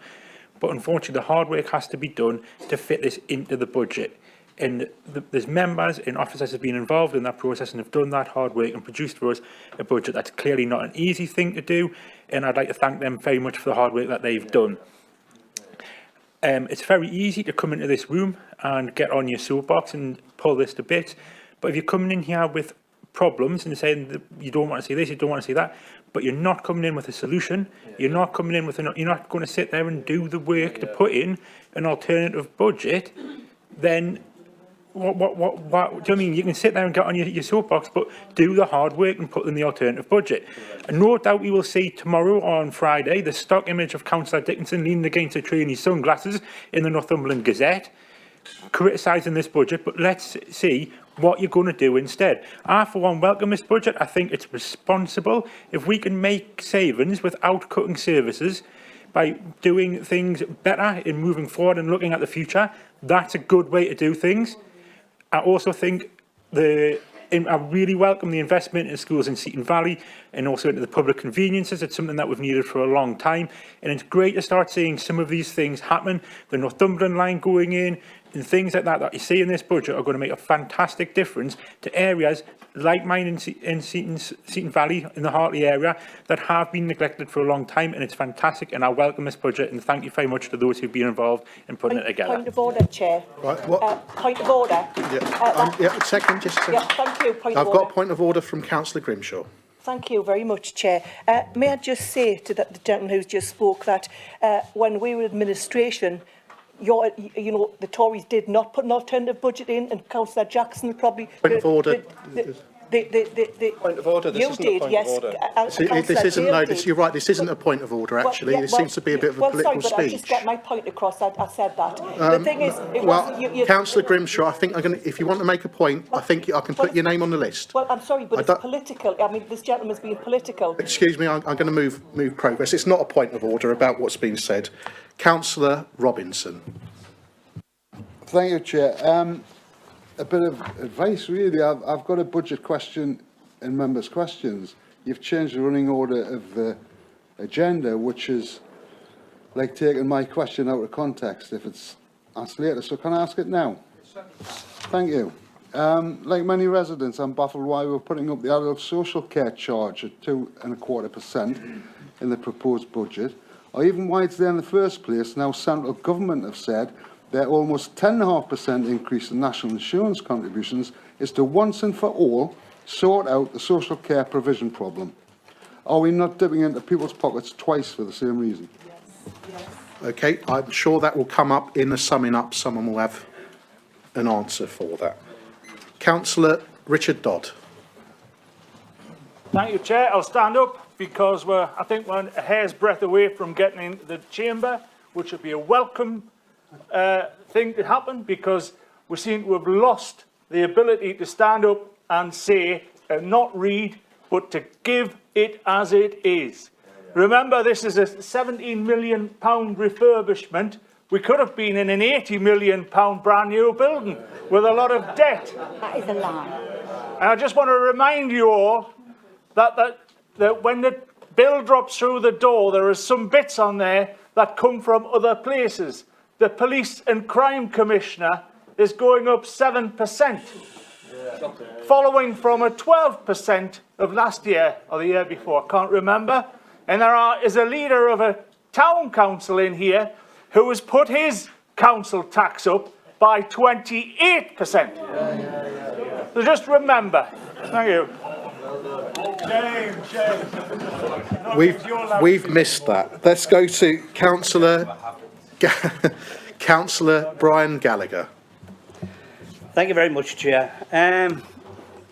Within the leader's presentation, there was 3 things mentioned: roads, waste and fly tipping. Could I deal with roads first? A lot of the roads in the southeast part and around Northumberland, the well-maintained and used roads, are not U or C-class roads, and some are in poor condition, have a lot of potholes, cracks, worn-out road markings, which are all concerns around safe conditions. So my plea is to have a review of it, away from the C and the U-class roads, and have a review on the potholes as well, because I think you know, if we addressed them fairly early, they wouldn't become a problem. The second one is around waste. Now, there are increases in the waste. Trade waste is going to go at about 4%. Bulky waste is going to go up by 6%. And there's an increase on the garden waste that we have collected at our houses. Now, these all cause problems in fly tipping. So I'm begging that I'm against the rises. I think we should review the policy and see if that can be better than anywhere. One other suggestion from the Labour group is, or from myself as well, that maybe after a storm, we give permissions to waive all the charges at the disposal points to help all residents of Northumberland to get the areas, the towns, and even where they live, cleaned up and tidied up. So this budget, I'm sorry I can't support it for all the reasons that that my colleagues and myself have raised. So thank you very much. But I've got a number of speakers again, so if you could hold your hands until Councillor Dunn has spoken. We might be getting towards the end by then, I don't know, but I'll go for the next speaker, Councillor Peter Jackson. All right, yeah, thank you, Chair. Yeah, I mean, we've had the usual comment from members of the opposition, and they're just about all negative in nature and not really coming up with any positive ideas for the county. And I think it's what we've been used to for quite a number of years in Northumberland is actually, you know, members of other parties in particular talking the county down. And it sickens me, to be honest with you, and it sickens quite a lot of people right across the county. We live in one of the best counties in the country. We live in one of the counties with the most potential of any county in the country, and we're starting to see that potential being unleashed now. In terms of the council, I think we should all actually be proud of the quality of the services that this council provides. We have a number of official inspections and reviews that compare us and our services to other parts of the country. And increasingly, we come out extremely well in those reviews. Our adult services are top class. Our children's services are actually top class. And one of the main services in our county is actually, you know, maintaining communications and looking after the roads. Well, after the huge investment we've put in over the last 3 or 4 years, the roads in this county are actually in an extremely good condition now. And that's because this council has had the confidence to actually invest in our roads and make sure that they are improved. We've had huge investment in education. We're putting up significant new schools in major towns right across the county. But more than that, we've invested in quite a number of the other schools as well. And it's not just about money, it's about raising standards. The standards in education used to be dire in this county 5, 6 years ago. We used to be at the bottom of all national league tables, and now we're climbing those tables, and we can actually prove that the standards of education for everyone across this county are gradually improving year on year. We're investing in our towns. Our towns are actually benefiting from investment from this council. Much has been said about the Northumberland line. It will transform whole areas of the southeast of Northumberland. And then on top of that, the cherry on the cake is 4,000 fantastic new jobs at Britishfold in Blythe, where we see that revolution in renewables energy all around the Blythe estuary. I think there's so much to be proud of. And the point regarding this budget is that those services have to be paid for. This council itself is subject to all of the inflationary rises in costs that every other person and every other business has. If we want to maintain good services, I think that we have to support this budget. So I'm very proud of it. Thank you. Councillor Les Bowman. Thank you, Chair. You're spending 1.35 million on public conveniences. We've heard that you are saving 3 million from children's services and adult social care. The problem is with this 1.3 million, where is it actually coming from? Is it coming from adult social care? If it is, why can't it be invested back into adult social care to provide an even better service than we already do?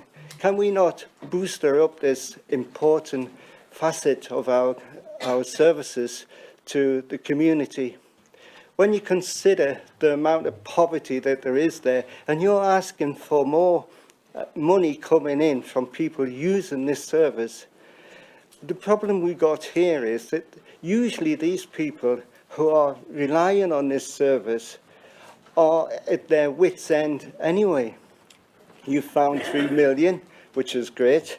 That's a good saving. Why not invest it back into the same service you found it from? And why, at the end of the day, are we spending 1.3 million on toilets when we can actually do what we call the Loo scheme, which is where we help small businesses and hospitality who open their premises up to the public, and it helps them in running their businesses, especially after COVID. What we're seeing here is this ambitious plan of public conveniences, but you haven't thought it through. Where is the money coming from? Where's it being cut from? And can we not invest that money back into frontline services, which we have identified are being cut? Thank you, Chair. Okay, thank you, Councillor Bowman. I have Councillor Nick Oliver. Thank you, Chair. I'm just going to make a short statement in support of the budget and then ask a couple of very simple questions. First of all, I welcome this budget. It's an ambitious budget, and its focus, in its twin focus on supporting business and tackling inequality. And I think in many ways they are the same thing. Doing one helps with the other. I share the concerns raised by some of our own and opposition members about inequality, and I think the inequalities that have existed in Northumberland have existed for a very long time. I think this administration is actually doing something to tackle that in the most fundamental way, rather than just apply a sticking plaster. People across our county want a good education for their children, they want access to a good job, and they want to live in a safe and attractive community. And we're investing more than probably any other council in the country in education. Businesses are demonstrating their faith in Northumberland by investing in unprecedented ways. British Volt's already been mentioned, JDR Cables and many, many others. These investments are going to bring well-paid, good jobs to this county. In the first year of the budget, there's £129 million on regeneration alone. 94 million of that is coming from external sources. So this administration is going out there and finding other people to bring money into this council and not putting all of the burden on our own residents. So I think this is a budget well worth supporting, and we should all get behind it and really make a difference for Northumberland. A couple of very simple questions. The first one, I'm afraid, is a bit parochial. In last year's budget, there was £340,000 as an individual line for car parks in Corbridge, in my ward. That's not shown, and I just wonder if I could ask John, the portfolio holder, for a reassurance that it is still this council's intention. And I realise that it's in this year's budget. It hasn't been spent because the project hasn't been able to be delivered. But I'd just like a sort of public commitment that there will be an investment in providing more car parking in Corbridge, because it's desperately needed. And then the other question is really a follow-on from a previous question asking about the international business. Where is it in the budget? But very specifically, is there revenue and are there costs within this budget for that business? Thank you, Councillor Oliver. I'll go to the next speaker. I think Councillor Riddle might want to come in, but I'll bring you in towards the end, if that's okay. So I think there's a couple of points you've gestured at me. I'll bring you towards the end. Councillor Stephen Bridget. Thank you, Mr. Chairman. I'm going to start off with a couple of thank yous, contrary to what the former leader said. I think you should always start off where things have been done well. And the first thing I want to say with regards to the budget is to Councillor Renner Thompson and to Audrey Kingham as well, because contained within the capital programme is the funding for the extension to Whittingham Primary School, which is much needed. It is the only oversubscribed school within my division, and I know Guy and Audrey have worked very hard to make that happen. So I want to commend them and say thank you for that. The other thing I want to mention, given that it affects the residents of Rothbury and Coquetdale the most, is to thank Councillor Riddle, and in particular Councillor Thorne, because, as the leader said, he single-handedly raised the issue with regards to the Todsteads landslip. So thank you very much, Councillor Thorne, for assisting the residents of Rothbury and Coquetdale with that funding. But I wanted to move on to a couple of other things contained within it.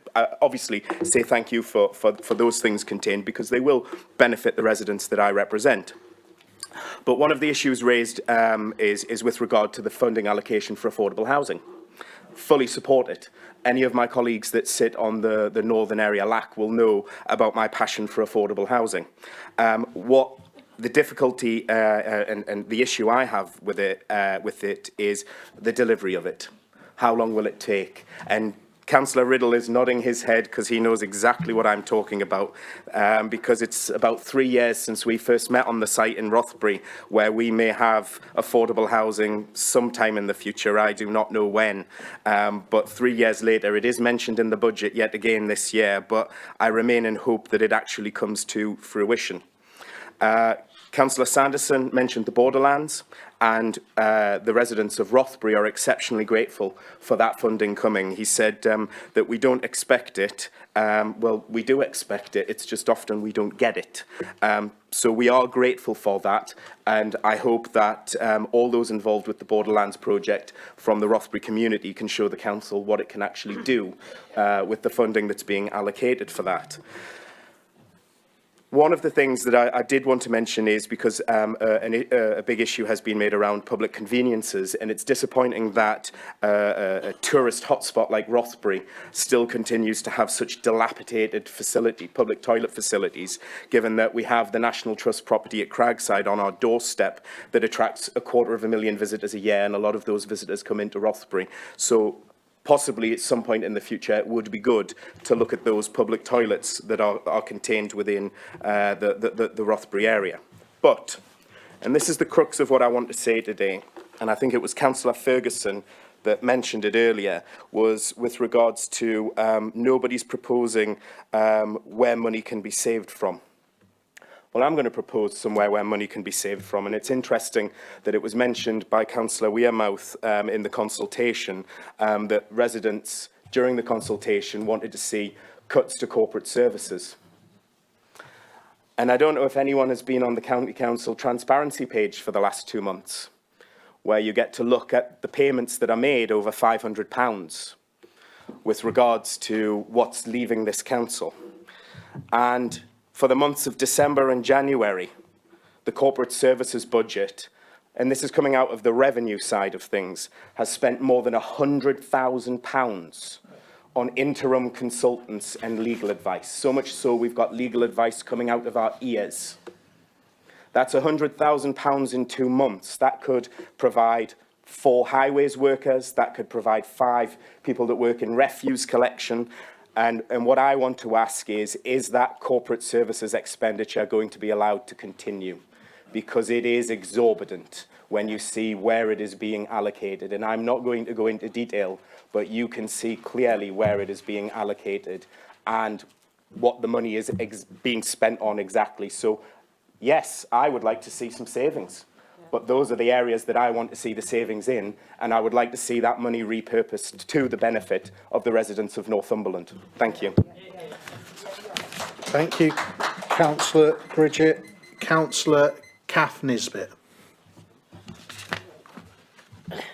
As we're going on, I'm once again this year talking about funeral costs. It seems to go up every year. People are not getting the they're not getting the wages now. There's so much poverty in the area. People can't afford to keep struggling to pay the fees, and the awful term of a pauper's funeral still exists. So how many have we had, or do we regularly do? What would be the average cost of a cremation now be? Why do we still call it a pauper's funeral when we could call it something else? It's absolutely awful. I've actually been to one lately, and it was absolutely appalling to go to it. People just can't afford to pay for the cremations anymore. It's ridiculous. It keeps going up every year. Okay, thank you for that. A few of you have sneaked in with hands, but you've jumped me over. But what I'll do is we'll come forwards to those a bit later. Next one, Councillor Hill. Thank you, Chair. Well, first of all, I would like to congratulate the administration. That's right, I'd like to congratulate this administration on achieving something that I thought would be nigh on impossible, and that is that they've managed to make the previous Labour administration seem like the golden age in comparison. How to alienate 80% of the room in one time. No, rude. But what the point is it's very telling that normally in the council year the budget is a huge issue and everyone's talking about the budget and it involves hundreds of millions of pounds and what areas getting what and so on and what the council tax is going to be, particularly at a time as many councillors have spoken so well about the cost of living crisis. But the big story is about the fact that the council is dysfunctional and on the brink of special measures. And I don't think we can shirk that issue. And Glenn, you have led an administration that is now plunged into a state of being dysfunctional. Day-to-day running has been seriously affected. And I think that's the reality. So you look at this budget, this hugely important budget, hundreds of millions of pounds, you're thinking, are we going to actually be able to deliver this budget? And that's the huge pressing concern above everything else. On the specific matter, and there's going to be a vote coming up and I have to vote like everyone else, I do agree with actually pretty much everything which has been said, which actually shows the budget. There are thousands of different premises in a budget. That's why it's sort of a difficult one, because there's lots of things you agree with. And I think comment about what Councillor Reid and Councillor Dale said about a sort of reset and looking at some start figures. I'm worried about the huge amount of borrowing. We've obviously got the situation with huge debt from Advanced Northumberland and so on. The only thing that is rescuing this budget for me is the fact, as just been pointed out, there isn't an alternative one. I would be very happy to consider, if any member wants to propose any amendments, be very happy to consider supporting those. I don't know if any are forthcoming, but we need a budget and there isn't anything else on the table. And I can't, and I'm going to come to genuine congratulations in a minute. I can't, as Councillor Hunter said, ignore the fact that my area, the extended area, isn't doing too bad at all. And I'm very pleased to see the 40 million still there for Berwick schools. I wouldn't be a politician if I didn't highlight that it was my proposal last year. The administration originally thought that Berwick children deserved half that amount, but I'm glad they came round to my way of thinking. I was concerned, though, it originally was going to be pooled as a whole school reorganisation investment budget. And I know Councillor Hunter, I know you, Councillor Renner-Thompson, did fight hard too to make the case that there needed to be a specific line, because it would have been a real, would have affected confidence in the sector and the wider community of the genuine commitment to develop that project. So I'm very pleased to see that that's still there. We need to get motoring on this project, and I'm looking at Guy, and he's assured me that he is fully committed to that, so I will trust him on that. So the long and short of it is, I might be tempted to vote yes. Thank you very much, Councillor Hill. The next speaker I have is Councillor Swinbank. Thank you, Chair. I'll just make a couple of brief points. Firstly, on ANIC, I think residents not asking for special treatment, just a fair allocation of resource within the capital programme. For a number of years, there's been an underinvestment in the fabric of the town where public money will be expected to be spent. So I'll just give you one example. We have a 35-year-old bus station. In effect, it's an open-fronted concrete cart shed. It hasn't even got the benefit of end walls, and it's not fit for purpose in the 21st century. Residents deserve a proper, safe, warm waiting area with facilities which enhances rather than detracts from the town. We need to encourage bus use, and the current facility does quite the reverse. That's my first point. The second point, on page 154 of the budget paper, I note that our bankers are Barclays Bank. We had a 5-year contract with them for banking services, which seems to be an extended little while and ends on 26th of March of this year, is currently out to tender.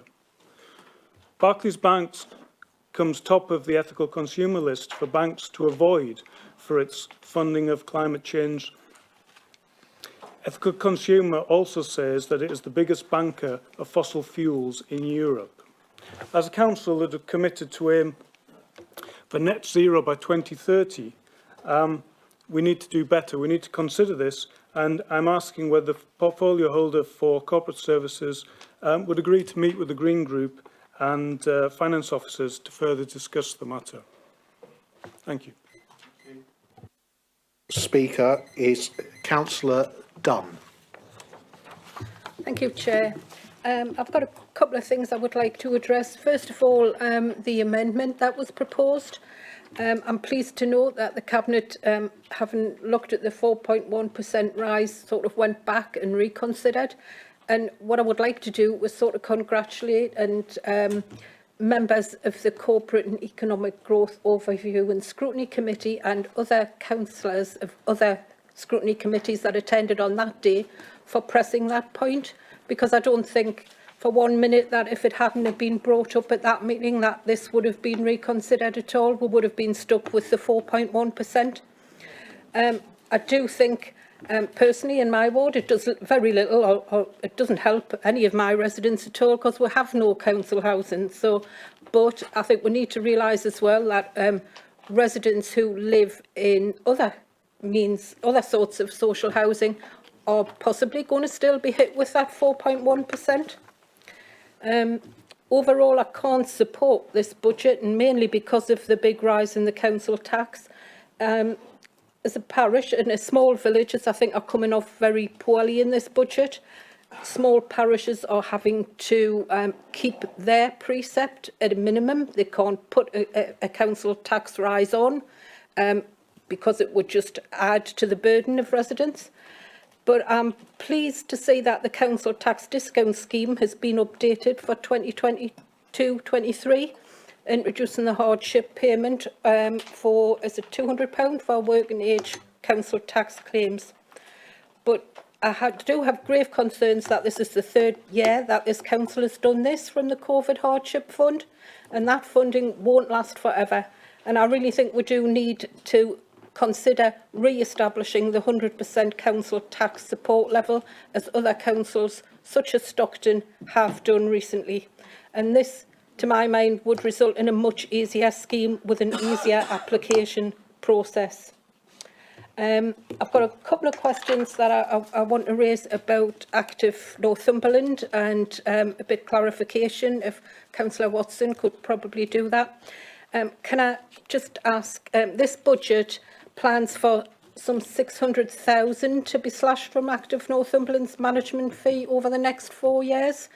We've also seen a massive amount of capital spending on new facilities being built in certain areas, particularly Berwick and Morpeth. But Active Northumberland, I think we'll all agree, had a really hard time financially as a result of COVID, and they did rise to the challenge very well. I mean, everybody thought that. But can I ask, is there a robust plan in place for Active to deliver on the financial issues they have, that they've experienced? But also, can they still deliver on the quality, healthy lives options to people across the whole of Northumberland and at an affordable rate. And other than that, a bit about the mobile libraries van. I noticed that we're cutting the contract hire for that. So can you just confirm that with that, there'll be no actual cuts to the service, the mobile library service, and just sort of expand on what form that will take going forward? If it's not a mobile van, what will it actually be? Will it be the same times? Will it visit the same places? And one last one on page 56, the efficiencies. Just an explanation, because I don't understand it really, is the income from sale of electricity at the Energy for Waste plant. And that's money in there this year and nothing in the following years. So why is there nothing in there in the following years? Thank you, Councillor Dunn. Right, just to recap for everyone, I've still got 10 people who want to speak, including that includes the proposer and seconder. So I want to go through those. I might want to plead with members to consider whether we want any further other than that, because there's been a lot of very good debate here and people have been very generally well behaved. So I thank you for all that. I'm going to go over to Councillor John Bainan. Thanks, Chair. First of all, I would like to compliment the Cabinet and especially officers for coming up with this budget in unbelievably difficult times, not just in this country but worldwide. There's been some talk about the toilets, public toilets. We are trying to increase tourism in this county, which will be vital for the economy of Northumberland, and a very important part of that is public toilets, believe you me. So it is a good part of the budget. I also want to agree with Councillor Ferguson. The leader of the Labour group obviously is against this budget. I'd be very surprised if he liked it. But surely the job of the opposition is to come up with an alternative budget. If they can't do that, then they're really not fulfilling their role, being lazy and look like they're devoid of ideas.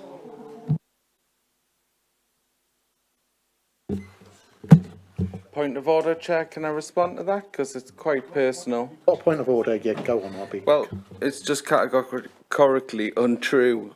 We struggled to get a meeting together with the officers required until Monday of this week. If you can't get the information and the detail required, you cannot put an alternative forward.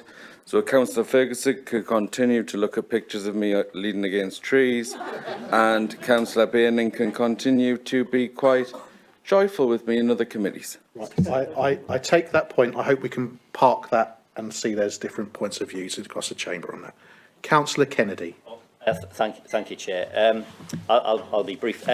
Just a couple of things from me. I mean, I've been on this council a long time, and putting budgets together is incredibly complex. So I think the first challenge would be, anybody trying to put an alternative budget together. You're going to need a whole class of officers to work through that, and it's nigh and impossible. So I think throwing rocks like that is rather unfortunate and not realistic. So let's be fair here. It is complex, and if you wanted other councillors and other groups to start going at officers and going, create me a model that looks like this budget, the officers will be swamped and nothing will get done. So I think there might be a few councillors who might want to reflect on that. It is complex, and we understand, and we're reasonable people, and we all need to understand how these are all put together. It is complicated. It's very hard being a councillor on a cabinet and making decisions. You've got a lot of money to spend. You've got a lot of responsibilities. Whether it's children's services, adult services, etc. Awful lot. So, trying to put this together is a hard task, and we shouldn't be having to go at people because they've got those hard tasks to do, and a lot of it is tied, to be honest. There's responsibilities that you can't just go, I'm going to halve children's services, for example, and do something else. You can't do that. An awful lot of the activities you must do is ring fenced. So you're playing at margins here. But I think a few things we should point out here. One thing that you know, I'm thankful for in Hexham. I mean, we had the high school and the middle school built last year, so you know, our thanks for that. At last, you know, it was necessary. The old Hexham High School was in a terrible state, and it was necessary for it to be replaced. You know, and we do thank you know, the MP who announced during the by-election in Hexham East that was going to be £5 million spent by the county council, and you know, and that announcement by him secured second place in that by-election. So he did very, very well. You know, but the real thing, you know, so you know, I asked about those questions about that 5 million, and I recognise we're going to get 2.5 million and 2.5 million the following year, and we'll welcome that, because we've got that decrepit bomb site called the Hexham bus station, which 2 years ago was supposed to be, you know, built into a beautiful shopping area, come housing, come all sorts of stuff, and it's a bomb site. You know, it's absolutely awful. And you know, when people come to, you know, lovely Hexham, you know, that met with that, and they just go, what's up? So we do need that investment, you know, and I do know you treat that responsibly, and I know it's a big thing for you, and you know, you'll have me all over you on that one for the next couple of years, because it needs doing. So I recognise that, and Glenn, you know, again, and I'll thank you for that tour of the toilets. You know, it's one of the highlights of my career, probably yours as well, I guess. But there we go. But a couple of, you know, get a joking apart, recycling. You know, Northumberland is terrible at recycling. You know, I think the last time we've seen something about recycling was it was in the 30%, and we really need to get that much higher, and I'm glad you're nodding, Glenn, because it's important. And you know, and I know we're extending the pilot of the glass recycling by a fraction, but that isn't really good enough. You know, we should be investing in that recycling much more. It's, you know, we need to do a lot more as Northumberland on that. But just my final points. You know, just for clarity's sake, because obviously you know, you're given all these papers and there's just a whole bunch of numbers, but it doesn't really tell you the real thing. Is how much your council tax is going up by. You know, and that's what we're here for, and that's why people want to know. So it's going up by £75 or somewhere in the vicinity of £75. So, you know, that's what we're here for. You know, it's now going to be around about £1,900 a year for a D band. It's a massive sum of money. But that's what we're voting for, is, you know, are we giving that amount of money and that amount of service for the residents of Northumberland, £1,900, an increase of circa 75. But another point I was just going to highlight is your revenue cost of capital. So this is your borrowing charges. Now, if you look at that, page 8, you add those 4 years together, and you're talking £35 million that we are paying before you even start. You're paying £35 million just to fund borrowing. An awful lot of money. And I'll certainly recognise in 2024 that jumps up to 16 million. And I really would want to know why that stands out 10 million more than the other 3 years, because I cannot work that out. I'd love to know what the answer to that is. But, you know, I recognise it's tough being on a council, and it's not easy trying to cut things and change things and do things. But I think there is some things we can do better. Certainly the recycling. Thank you so much. Thank you, Councillor Kennedy. Just so everyone's aware, once the budget is over, I will be calling a recess for comfort breaks.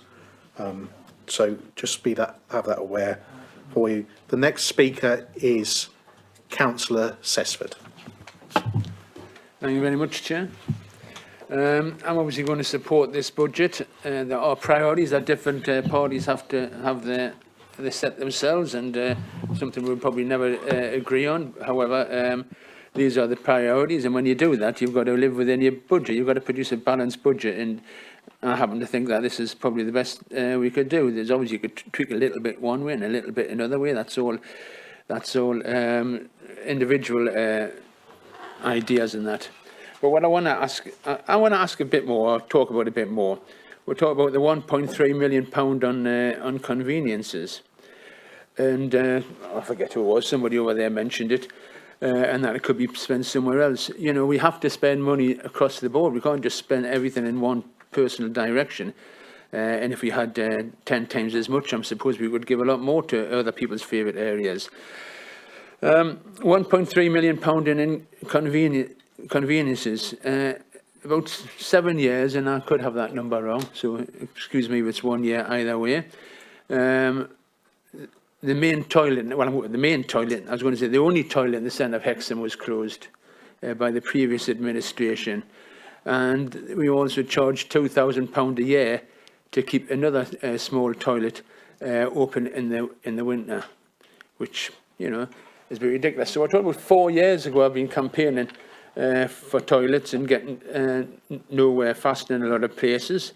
Now, about 18 months ago, and John will correct us if again if I've got that time scale wrong, this council came up with making toilets and conveniences a priority in tourism areas. Now, the way things are going nowadays, towns are suffering because of the lack of trade. Shops are closing and things like that. We all know why that is, and obviously COVID hasn't helped. And, you know, Amazon going up from about 9% trade to about 39% or whatever they're trading at now, and little white vans going all the places, you know. So you've got to repurpose your town centres, and you have to increase tourism. Now, tourism is not much good if you get people to come to your town with all the events you put on, you've got no toilets open for them. And so, you know, I lobbied for 4 years, and I became a bit more successful when that obviously came out. I was straight in there. And, you know, the leader will know because it was his portfolio before, John's portfolio now. And he agreed, you know, Hexham is a tourism town, not just the coastal towns, which are, I understand that. And so that being that, this £1.3 million now allows us to get some improving our facilities in Hexham, which I think is brilliant.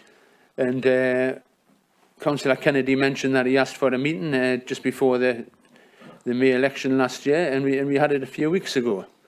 And fortunately, you know, more or less everything that I'd asked for the last 4 years is coming about now, with a little bit extra thrown in there, which is a bit of DDA compliance stuff, which is absolutely fantastic. Another mention from behind me somewhere was mentioned about the increase of funeral costs. And yes, horrendous. And if you ever watch the telly and you hate adverts like I do, you can't get away from funeral adverts nowadays. Some of them are not very tasty, but there you go. So Councillor Dowd, I think it was, mentioned the 28% rise in the town council precept. What you didn't mention was a 15% rise in the assembly fees at Hexham, or the between 7.7 to 14.3 rise in the allotment fees at Hexham. So it's all right saying, arguing about that we can't put the council tax rates up to cover inflation. Don't forget inflation as well. But then, on the other hand, we just throw town council fees up 28%, precept, 15% assembly fees. That's actually £550 more for a standard burial in Hexham now, or £227 more if you were a parish resident, or £186 more for a woodland burial. Now, they're the things that are quite important. You know, if you want to talk about taking money out of people's pockets. And so, you know, that's what they've decided is a priority Hexham. I personally voted against that particular budget. But I'm going to... No, sorry, I'm speaking. But I'm going to support this budget because it is, as Councillor Kennedy says, it's a difficult task. You play with numbers, and they're the numbers we've got. Thank you. Okay, thank you. Councillor Waddell. Thank you. So, like many others in this room, this is my first time going through the budget procedures, and I'm really struck by the responsibility that we have as elected members. The decisions that we make in this room will have a real impact on the lives of the people of Northumberland. Within this budget, costs are up, while we face a cost of living crisis. Cremation costs are up 30%, bulky waste collection and garden waste collections are up, and the council tax is up 4.3%. Now, I'm pleased to see that the Conservative Party are owning this as a Conservative budget. It fits in nicely with their national policy of the government, with 12 years of austerity, cuts impacting the most vulnerable in society, and national insurance up, with ordinary people footing the bill. Within my ward, average house prices are around about £260,000 to £270,000. This is higher than other places in Northumberland. However, I think this hides the poverty. There's 10% of children in my ward living in poverty.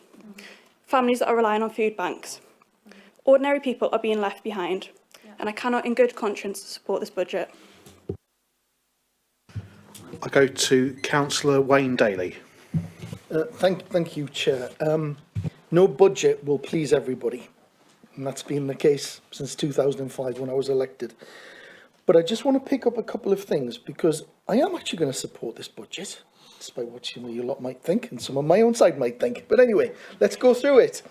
So, one thing very clear, 2017, when we first were elected, I made a cast iron commitment when I was deputy leader and with responsibility for children's services that we were going to protect our youth services, unlike other authorities in the North East who got rid of their youth services. We still have a youth services team. We should be proud of that and celebrate the fact that they are there and they are delivering an outstanding job, and they refocus their work to support some of those hotspots in our community. Should we put more money in? God, yes, we should. Should we do more? Damn well we should. In Cramlington, as a town council, we're adding to youth services because we have a community and youth team. And as a town council, we are funding additionality. So we're part of the partnership here, which is what we've got to get back to, and I would love to get back to in this council, is a bit more partnership working. So, on terms of that, I think it's let's not downsell our youth services who do an amazing job. The investments in schools. You know, I visited Seaton Valley area. I went round there when I was first elected. Can I tell you, the flipping window frames were falling out. The same at Queen Elizabeth. We've put a multi-million-pound package in to reinvigorate our school stock, not just shiny new build, but also looking after some of those smaller schools which need the investment in. And I'm proud of that, because actually, you know what happens? When you invest in your schools, you say something about the community they're in, and that has a commensurate impact in the improvement of education. And on that point, again, inherited children's services, appalling Ofsted wouldn't like us. We had an Ofsted inspection, which took us from RI to good. And I want to put on record my appreciation to staff and to Kath McAvoy-Carr. We haven't mentioned her today. She's leaving, and I'm really sad and I'm really upset she's leaving. And also to Daljet. Daljet was in the Ofsted meeting with me when Ofsted inspectors, for the first time ever, quoted the leadership by the chief executive, by me as cabinet member, and by Kath McAvoy and her team. We transformed things. Daljet, hats off to you for that. I also want to mention as well, what have we done on inequalities? Anybody who knows me knows that I'm passionate about this. I came from a single parent family in Gateshead on benefits. No one's going to lecture me about poverty. And you know what we've done? With Wendy sitting over there and Jasia, we've got a poverty working group specifically dealing with food. It's cross-party. We get on really well together. We're coming up with some really good actions. Could we do more? Damn right we could do more, and we are doing more. So Glenn, I'm delighted. I can't see you. There you are. You're involved in the Inequality Summit, which is going to pull everyone together, including businesses. Bring them together, because you know what? A council in itself will not solve inequalities. It's partnership working, and this is part of what this is going to do. Don't forget communities together. We all talk about how brilliant they were during COVID. You know what? They're so brilliant, we're keeping them going. And that was the decision led by the chief executive, Daljet Lally, sitting over there. Absolutely spot on, which we supported as a cabinet when COVID happened.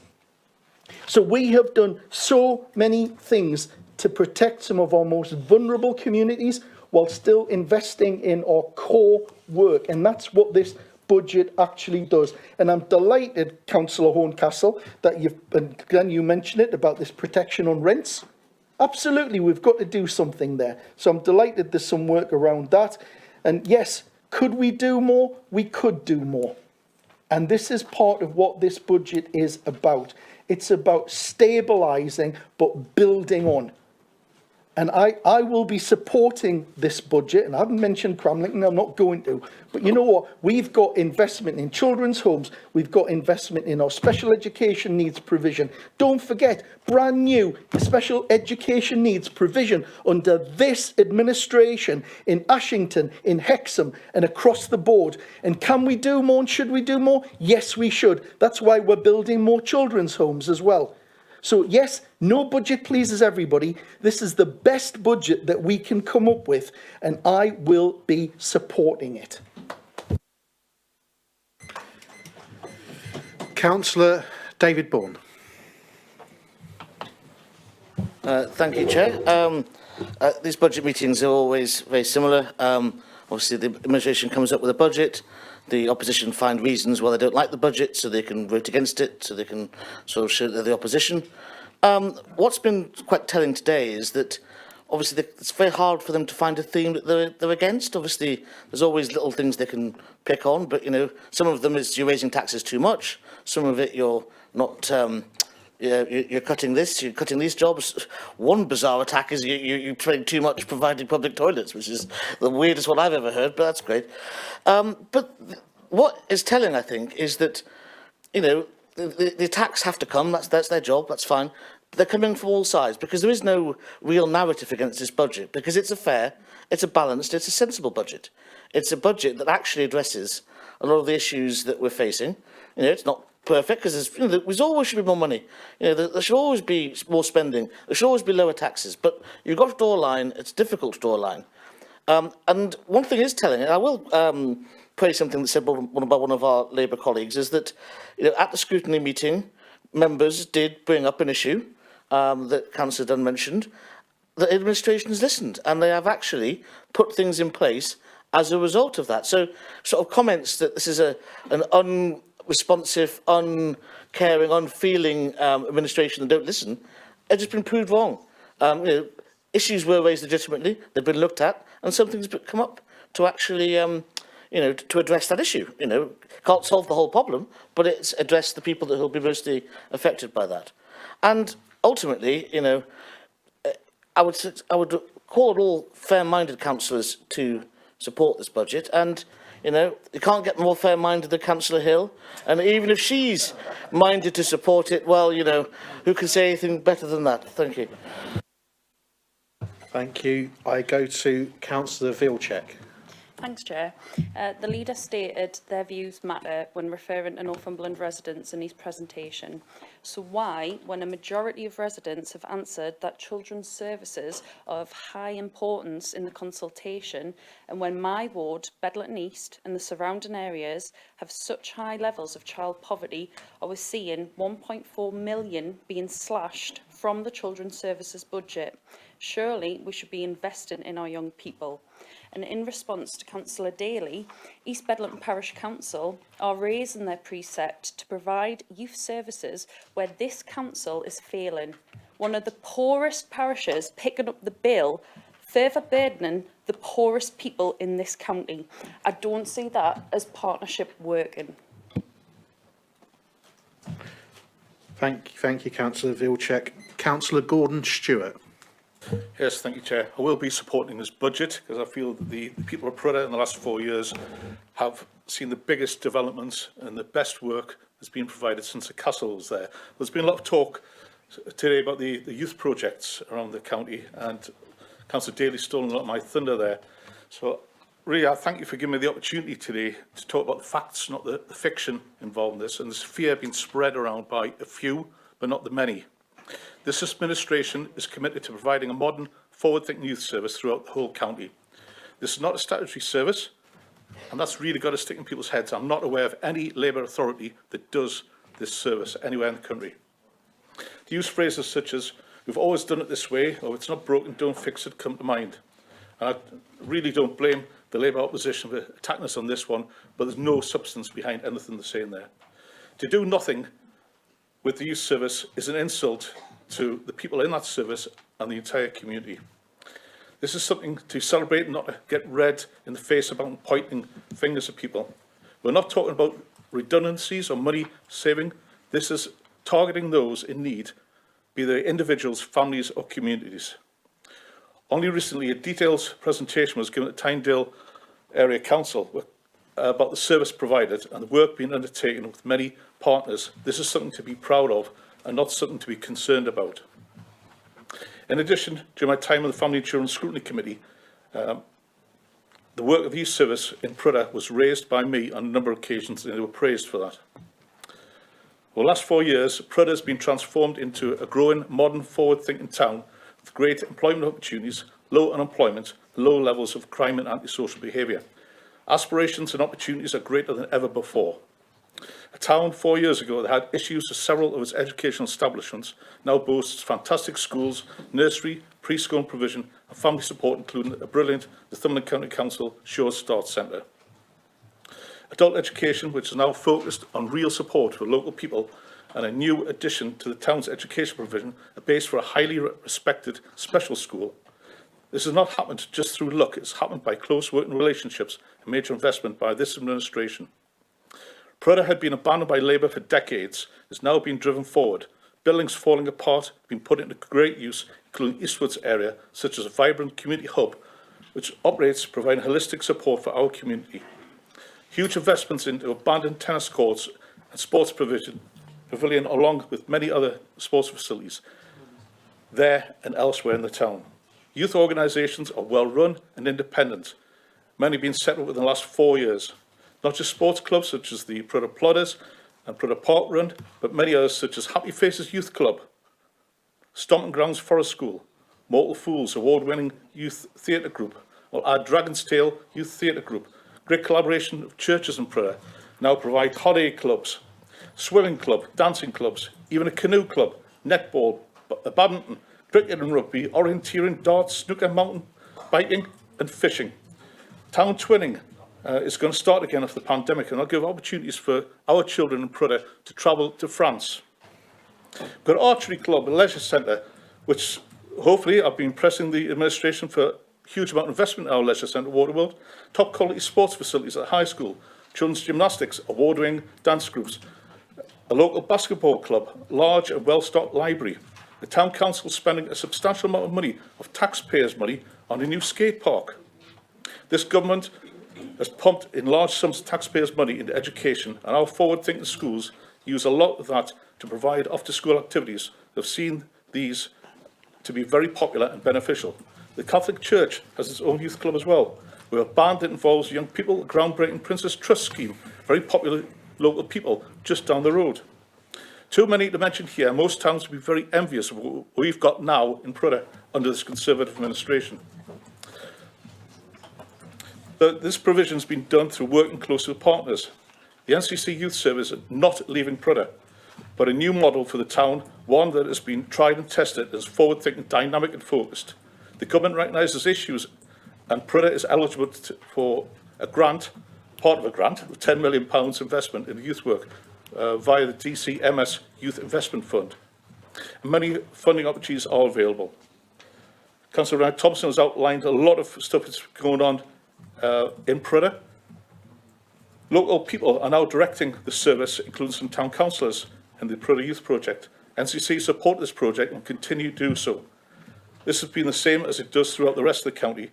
Prudhoe has a long and proud history of youth work, traditionally centred around the East Centre.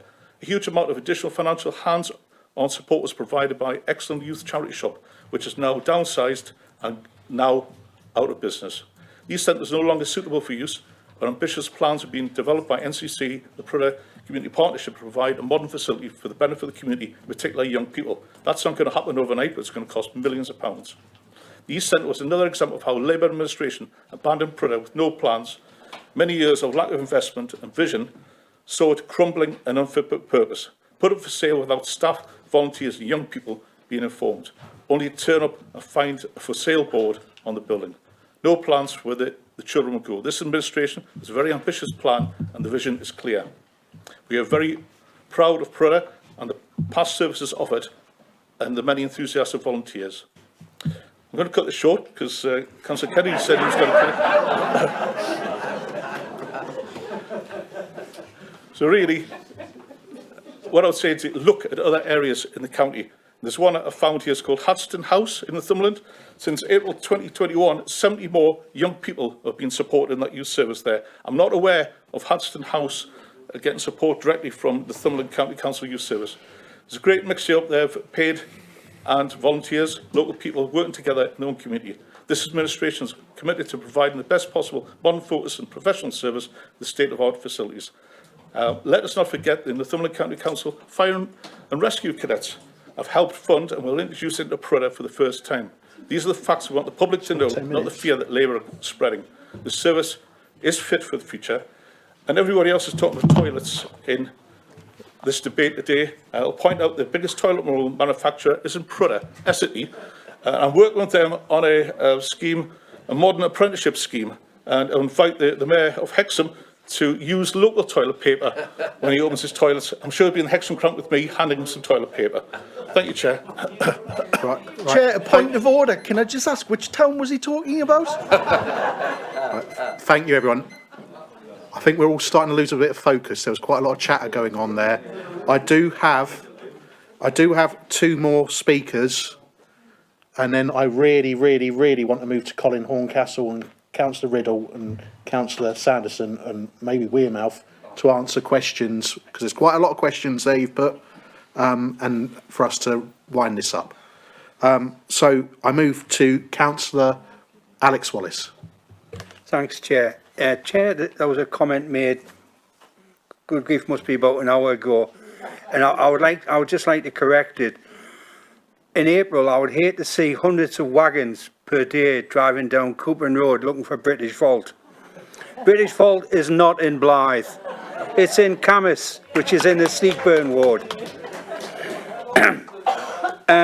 Chair, one thing that's been mentioned is partnership working quite regularly, and I think it's right to support partnership working, something I always have.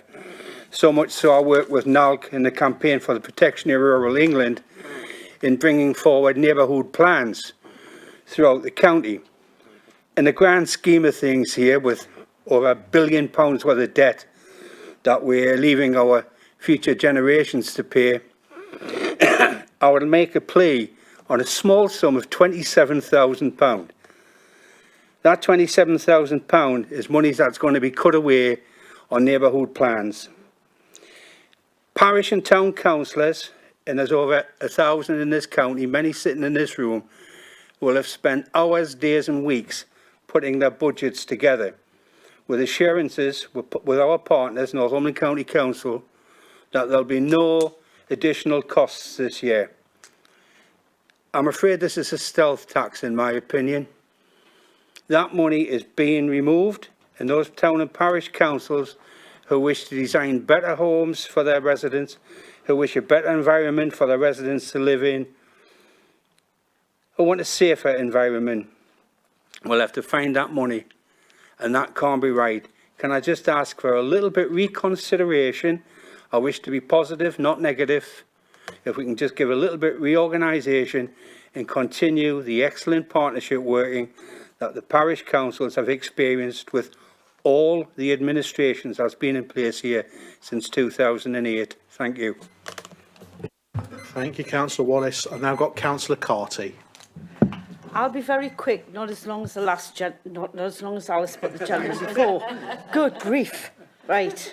I want to talk about the youth service. It's diminished over the years, and yes, we don't have to provide when we do, but it's not as good as what it used to be. Now, a lot of people in here, especially the person who spoke before Alex, went on about Prudhoe does this, Prudhoe does that, but what he's done, he's jumped on, he's piggybacked on the voluntary sector who deliver this service. They are the ones who go and get external funding, and they work really hard for the youth service without the support of funding from NCC. And what I want to say here and now, we should be thanking the voluntary sector, not yous, for the youth service we have now. Councillor Carty, I'm now going to go to speakers who may wish to wind up. So I think I go to Councillor Horncastle, and then I think it's if any other council needs to respond to Councillor Riddle. Shall I go Councillor Horncastle, Councillor Riddle, and then Councillor Sams? Councillor Wearmouth might have some points in there as well. Thank you, Councillor Flux. Right, as a second to Glenn's proposal on this, I would like to obviously bring people up to speed exactly about what's happened with the proposed 4.1% increase in our tenants' rents. But first of all, I'd just like to make, like everybody else here, make a few comments about the budget. It's been a lot said, and you know, I understand that the price of everything's gone up. The price of food, your price of diesel or petrol at the pumps, your price for electric, you name it, every single thing has gone up. And that is very true, and it makes life hard. Unfortunately, it's not up to the county council to take that slack up. If you've got a problem with your fuel, it's not the county council's fault, and we can't be expected to trim our costs so much to fill the shortfall that everybody else is charging you for things. And if we, and how on earth are we expected to act like magicians to provide all the services that we need for Northumberland if we don't get the money from somewhere? So, you know, it's very easy, and I think one or two speakers have been quite fair and said it's very difficult to do this, and this is the first time that I've actually been involved in a budget, even though I've been a councillor for a lot of years, involved in putting a portfolio position, putting one together. And I just want you to know that there has been an awful lot of time, work and effort gone into this by an awful lot of people, not just the Cabinet, but other councillors and a whole host of officers giving us really good financial advice. And getting back to my portfolio, I mean, I've got, I think, like 11 departments. And, you know, not little ones, housing, planning, you know, they're quite big, fire and rescue. And I think I had to make £364,000 savings. That's all I had to make. And they weren't really any sort of cuts. They were efficiencies brought about by increase in charges, but there weren't charges that, you know, you had to take on board. Not mandatory charges, there were choice charges. Things like the charges for planning applications, pre-planning advice, highways designs, things like this. Now, Councillor Wallace, who's I think has just come back in, was when he's on about the cuts to neighbourhood planning. I think what he's talking about was one empty post that was deleted, and I wouldn't even consider filling that post because it was deleted for a reason. We didn't need it. There was 4 on the team. It went down to 3. Everybody's managing absolutely fine. Durham has got 1 officer in neighbourhood planning. We've got 3. So that is I think that's what you're talking about. If it's not what you're talking about, I'm sure Rob Murphy will put me right. So, and I think the neighbourhood planning team, because I've been involved in neighbourhood planning for a long time. I was actually chaired the neighbourhood planning in Allendale, which is the first parish in Northumberland to do one. So I know quite a bit about it, very interested in it. And I would not do anything to detract from that service, because I know how important it is to have local policies. Now that we've got very soon to have a county-wide planning policies, it's very important to have policies that's directed to your local area. So that's some of that. Now, getting back to the 4.1% rent increases. There's been a lot of discussion going on. Some people have said, well, why not just have it at 2%?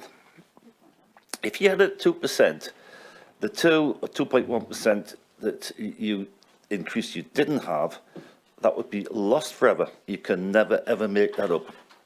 And that would result in a projection over 30 years, which isn't long, maybe a long time for some of us in here, but for our children, it's not that long. So if you cut it to 2% increase over 30 years, that would be £67 million lost to the housing revenue account. Going back to 2015 to now, that's 7 years. In real terms, our rents have only gone up 4.23%.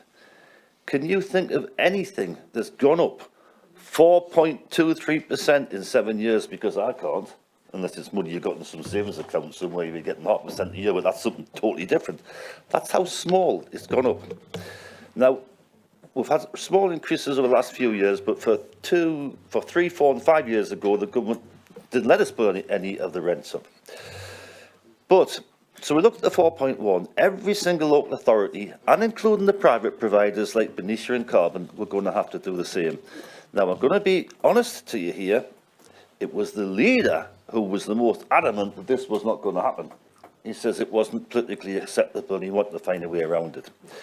We looked at all sorts of different ways of doing it.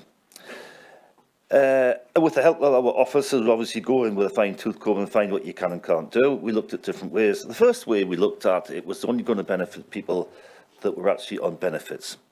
Well, that's great, except there's an awful lot of people in our houses that are on benefits, but they're not in very high wages. So we had to find a way to help everybody. And the way we did it was to give this 1 week's rent amnesty. Now, it doesn't sound much, but what it does is it actually takes the increase down to, I'll have to, well, I'll not bother going into the fine detail on the other phone, but I've got it somewhere, where it goes, it would have been gone, instead of going up to £83 a week, it was now £81 a week. And that's a real increase of, I think, £1.67 a week. So that's what it's going to mean over this next 12 months, £1.67 increase. So why is it important that we keep the money coming into the housing revenue account? The housing revenue account, it pays for all the repairs and maintenance. So we've got a rolling programme of repairs and maintenance, and the only place the money can come from is there. But it's getting a little bit more, it's totally self-financing, but it's getting a little bit more difficult at the moment because of pressures from government and people with very green views. We've got two people in here with very green views.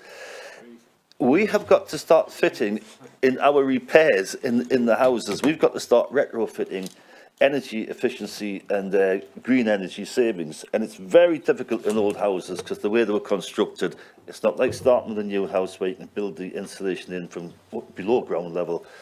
And it is seriously, seriously expensive. So I heard somebody say, oh, hang on a second, you've got £16 million in reserve. Yeah, £16 million in reserve.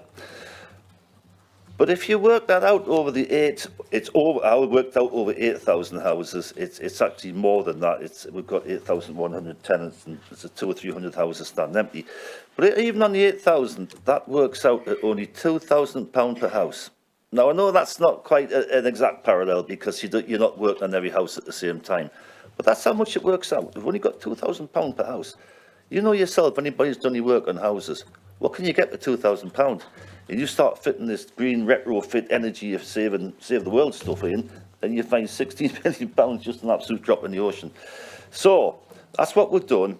Glenn, the leader at the start of the meeting, which seemed like many, many hours ago, explained what it was all about. That's what we think we can come up with. We think it's a good deal. It's a better deal than any other local authority from what's got any political colour in the North East have done, and far better than our private providers. So I'd just like to say, I know there's some unhappiness about the original 4.1. It's half of that now, and we've done everything we possibly can, but we've got to keep the money coming in because we cannot have substandard housing, because in a very short space of time, that's what our housing stock will become, substandard. Thank you, Barry. It's like the airline buzzer, isn't it? Councillor Riddle. Thank you, Chair. I'll try and keep this brief. I want to actually acknowledge the work that Wayne Daly did when he was portfolio holder for children's services and social services there, because, you know, he did really work hard and lift us from the bottom well up, as you say, and that's been carried on by the good work of Guy Renner-Thompson. I want to start with a comment that Councillor Dale made about going back to a base budget. This is actually something which is quite dear to my heart and something which I've been trying to get. The code book, this magic code book, which seems to be not there anymore. It must be there in an electronic form, but I don't actually get it as a member, although I've asked for it and I've asked for it as a cabinet member. But I do believe that we do have to go back and look at everything, because really what we're looking at here today are little bits of the council budget. There's loads and loads that's spent that's not on here.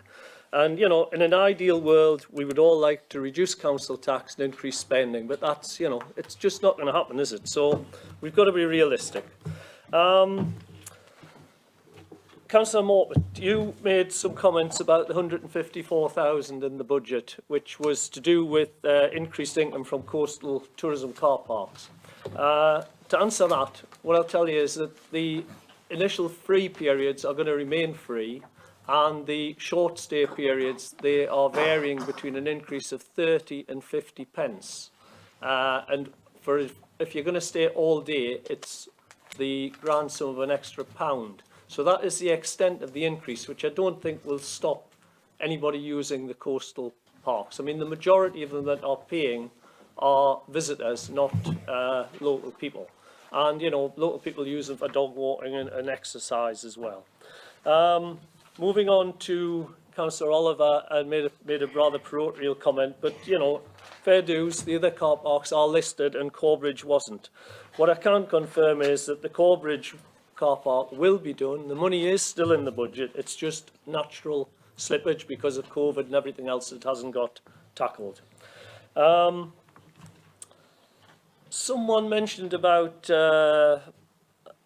the £3 million that was taken out of care packages. Well, you know, this was something we debated long and hard at informal cabinet and among the cabinet members. And, you know, we were absolutely assured by Kath McAvoy-Carr that this £3 million would have no effect on anyone's care package in delivery. So for that reason, you know, I agreed that. The inference was that we're using that money for public conveniences. I'm not saying that's where that money's come from. It is in the efficiencies. But it is very important, in my view, that we do invest in public conveniences. And, you know, we will do, and there will be a programme. I speak to quite a lot of tourists that move into the county, and our A and B roads are very, very good compared with many, many areas in England. And some of the U and C roads, if we don't tackle them now, they will be complete reconstruction jobs. So, you know, in my opinion, it is important that we keep that money where it is. I think Councillor Nisbet mentioned about funeral costs. Yes, you know, nobody likes putting that sort of cost up, Kath, but, you know, the reality is that we aren't the most expensive of the local authorities, and, you know, the cost of gas and electricity, etc., is shooting up as well. So, you know, we can't subsidise everything. And I think Councillor Dunn mentioned where was the money about the electricity, the big sum of money that was in for income. Well, that's because, and the reason it's there every year is because we auction the sale of our waste for the generation of electricity. And that is the figure that we have got at the moment. So I think that's answered all the questions that were addressed to me. Thank you. Councillor Riddle. I think Councillor Wearmouth now wishes to answer some questions, and then we're on to Councillor... I'll just go first, if I may, just very briefly, because, as you know, I try very hard to find consensus and unanimity amongst the groups, and I'm really grateful for the fact that I get on with the vast majority of councillors very well. So forgive me, but I'm just going to tread slightly into the political here, because I have to, because you had a go at me, I'm having to go back at you just nicely though. So if you don't, and I really want you to support this budget for some really good reasons. First of all, that our two key priorities, to support business and to encourage business, to help those people who need our help the most.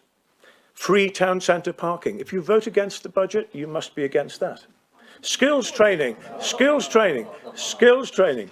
If you vote against the budget, you must therefore be against our plans for working with Northumberland College on that. Investment in our climate change action plan. If you vote against our budget, you must therefore be against our climate change action plan and all that that involves. No. I'm allowed, come on, I'm allowed to be political occasionally. Heavens above, give me a chance, give me a chance. Most important of all, if you don't support this budget, you're not supporting £48 million of investment in affordable housing, or 2.3 million in UNC class roads, and there are a lot of those in the Cokerdale area. And, above all, if you don't support this budget, you're not supporting new schools. You're not supporting new schools in Berwick, you're not supporting new schools in Amble, and most of all, you're not supporting new schools in Seaton Valley. If you don't support this budget, you're not supporting our leisure centre programme. If you don't support this budget, you're not supporting our plans for jobs and investment. You're not supporting our support for the 4.1% support that we're giving to council house tenants. You're not supporting the moves we want to make to help reduce fly tipping. In other words, fly tipping in some areas will continue to be high. So if you vote against this budget, you're voting against that. And I'm nearly finished. If you vote against this budget, you're voting against our recycling plans. And most important of all, members, last point, if you vote against this budget, you're voting against the Borderlands partnership deals. And that includes, if you vote against this budget, you will not get money for Alnwick. You will not get money for Bellingham. You'll not get money for Prudder. You'll not get money for Bedlington. You'll not get money for Newbiggin, and you'll not get money for Rothbury. Thank you very much. And you'll not go to heaven. Okay, 2 seconds. Can I have some order? Can I have some order? Sorry, Chair, I do have an actual point of order. Yes. People have been leaving. Yes. Now, my understanding is that if you leave and come back, you can't vote in the budget. Well, is that correct? No, it's not actually correct. Is it not? Because I've you had know, it. I have sat with my legs crossed for 8 years. And the other point of order, Chair, was I do not believe that the leader of the council can threaten us. No, I genuinely... have we been threatened? I think we have. I don't think he's allowed to do that, Chair. He needs to be reprimanded. Councillor Flagg. Right, okay. Councillor, I'm going to have some. Can I have some order, please? Councillor Dale, have you got a point of order? Yes, I have. Can I just remind Councillor Sanderson that he voted against lots of things in my ward when he was a Conservative and when he voted against the Labour and the Liberal budgets. Well, so do you want me to go through all the things you voted against? No, I wouldn't. Councillor Dale. Because actually you can't do things like that. It's not good policy. There was many times, Councillor Dale, when you voted through the same lobby as Councillor Sanderson. But there we are. I'll go to Councillor Wearmouth, who's going to answer some questions. I know Councillor Robinson had one, for example. There are many others, but I'm sure we're going to do that, and then we're going to move to a vote, I'm sure. Thank you, Chair. And Jeff, we forgot one. You're not going to be backing the Northumberland line, but then you wouldn't want it necessarily backed.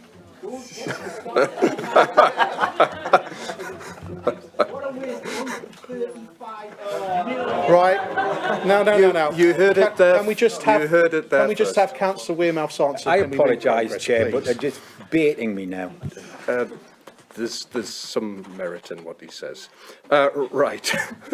Thank you very much. I'm going to try and answer questions and keep it factual.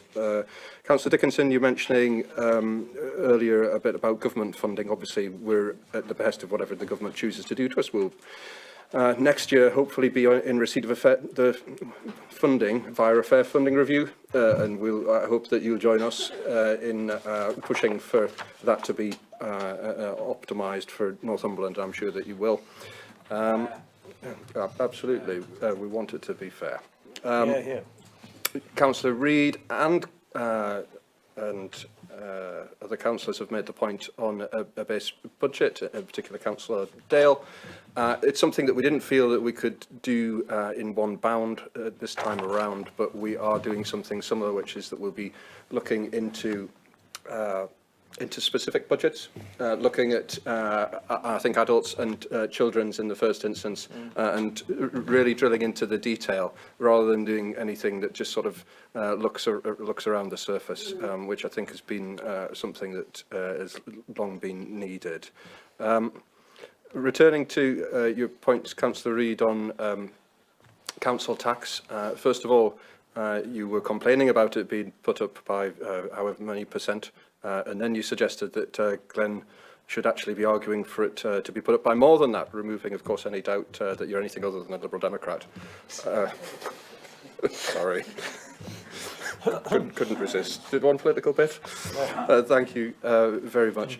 I think when listening to Councillor Ball, the question that I was left with really was, where does the money come from? Ultimately, we have to raise money from somewhere, but you know, ultimately, there's a way that these things work. You can't compartmentalise the tax that you put on in terms of the bands, and so therefore this is the avenue that's available to us.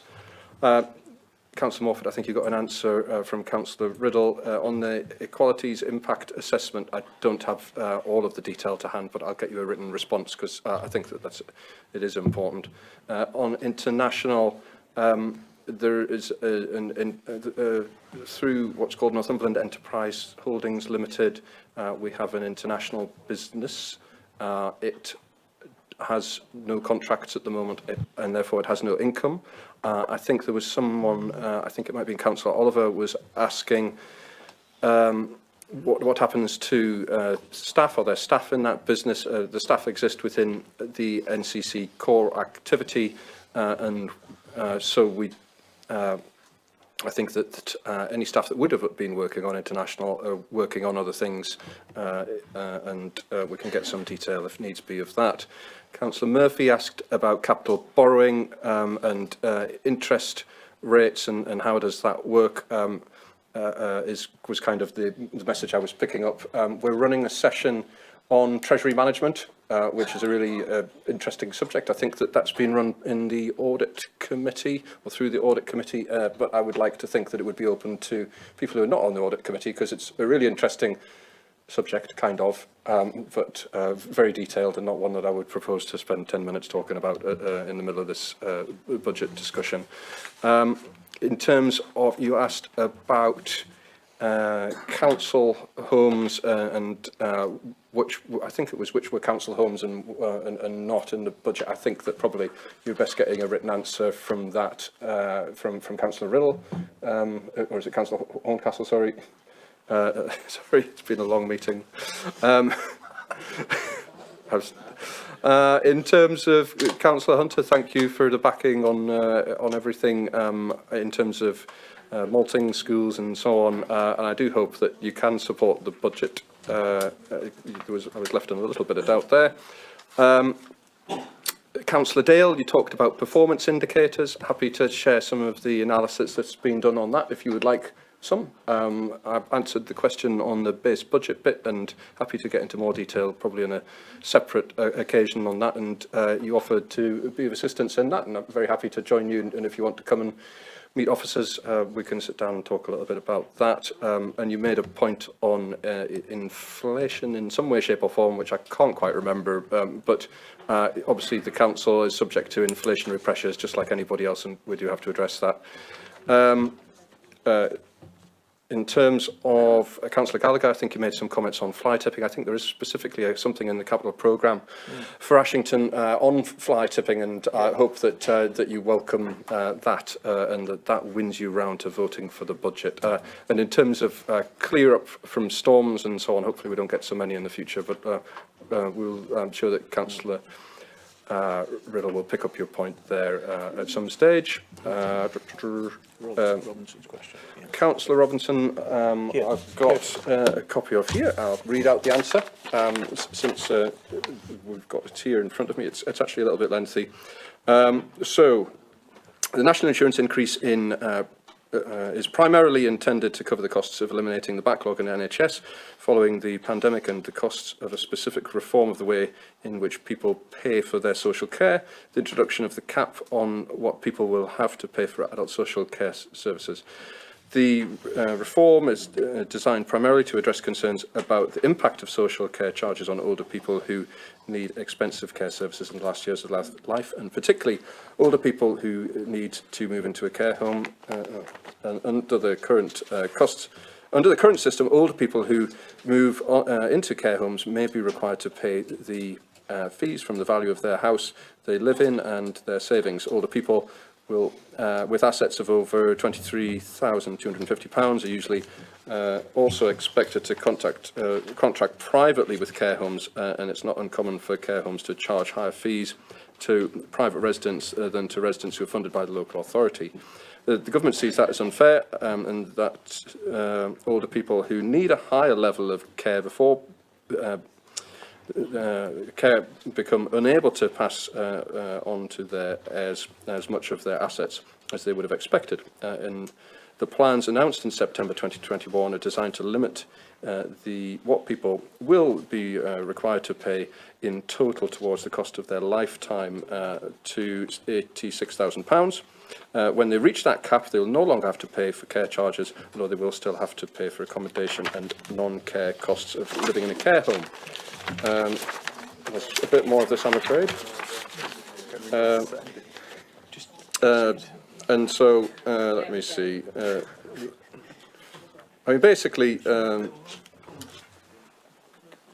don't know if you want to just... We can send this on to you if you prefer. There you are. Or Councillor Sanderson might be kind enough to walk across with the answer to you.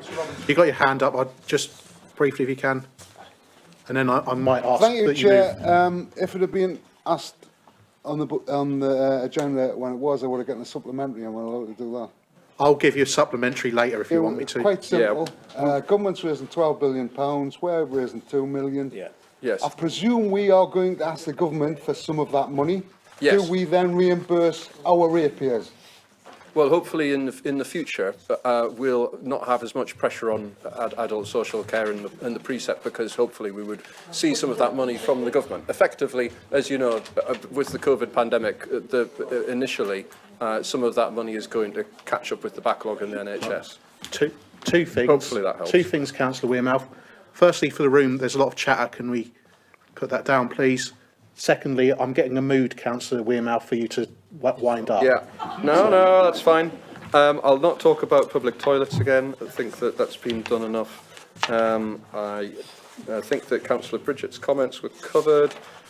Councillor Hill's were covered pretty much, I think.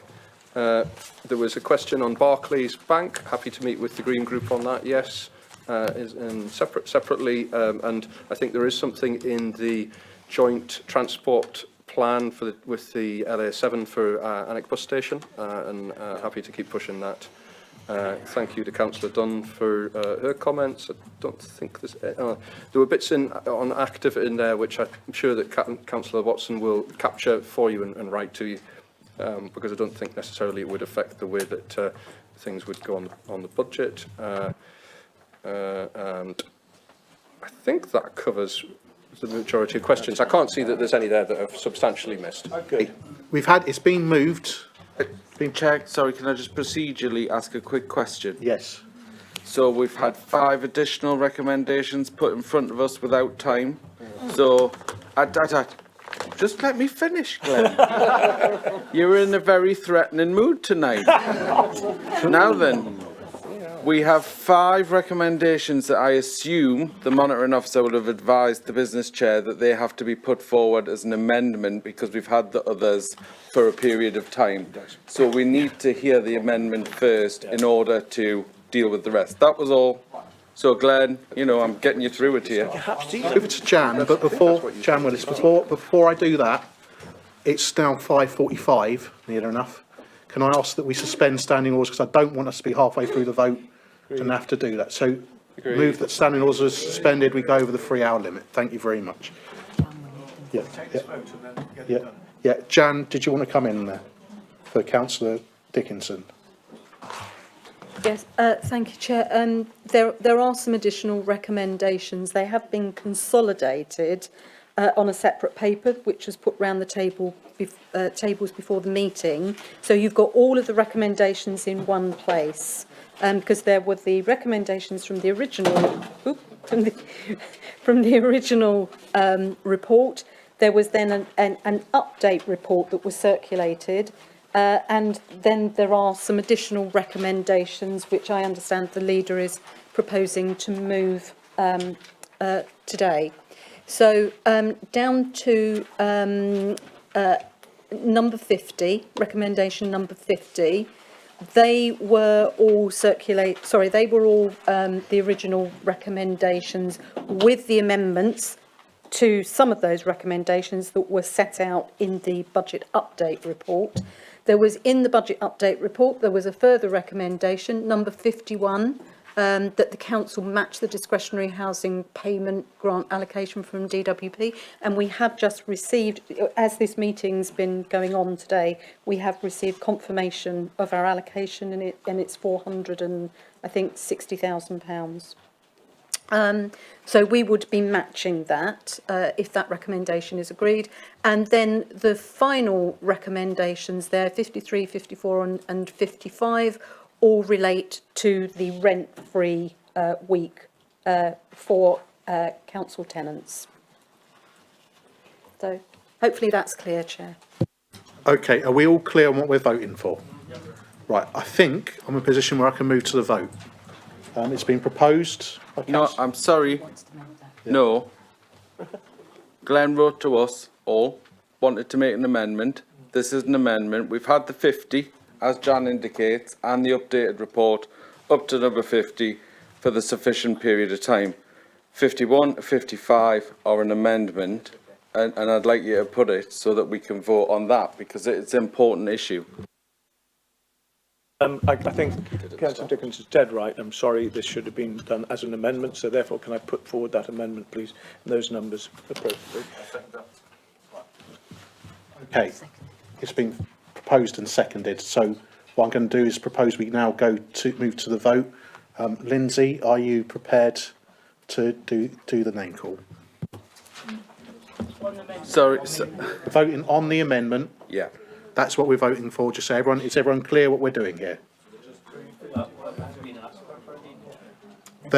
I was presuming there's going to be a name vote because it's a council budget meeting. I believe Eric Pickles forced us to do that many years ago.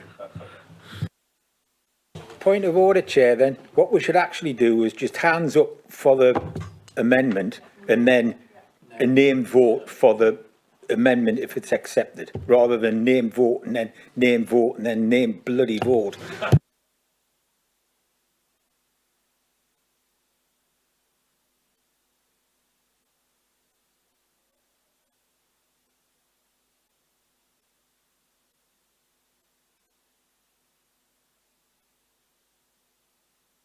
Say that's agreed, yes.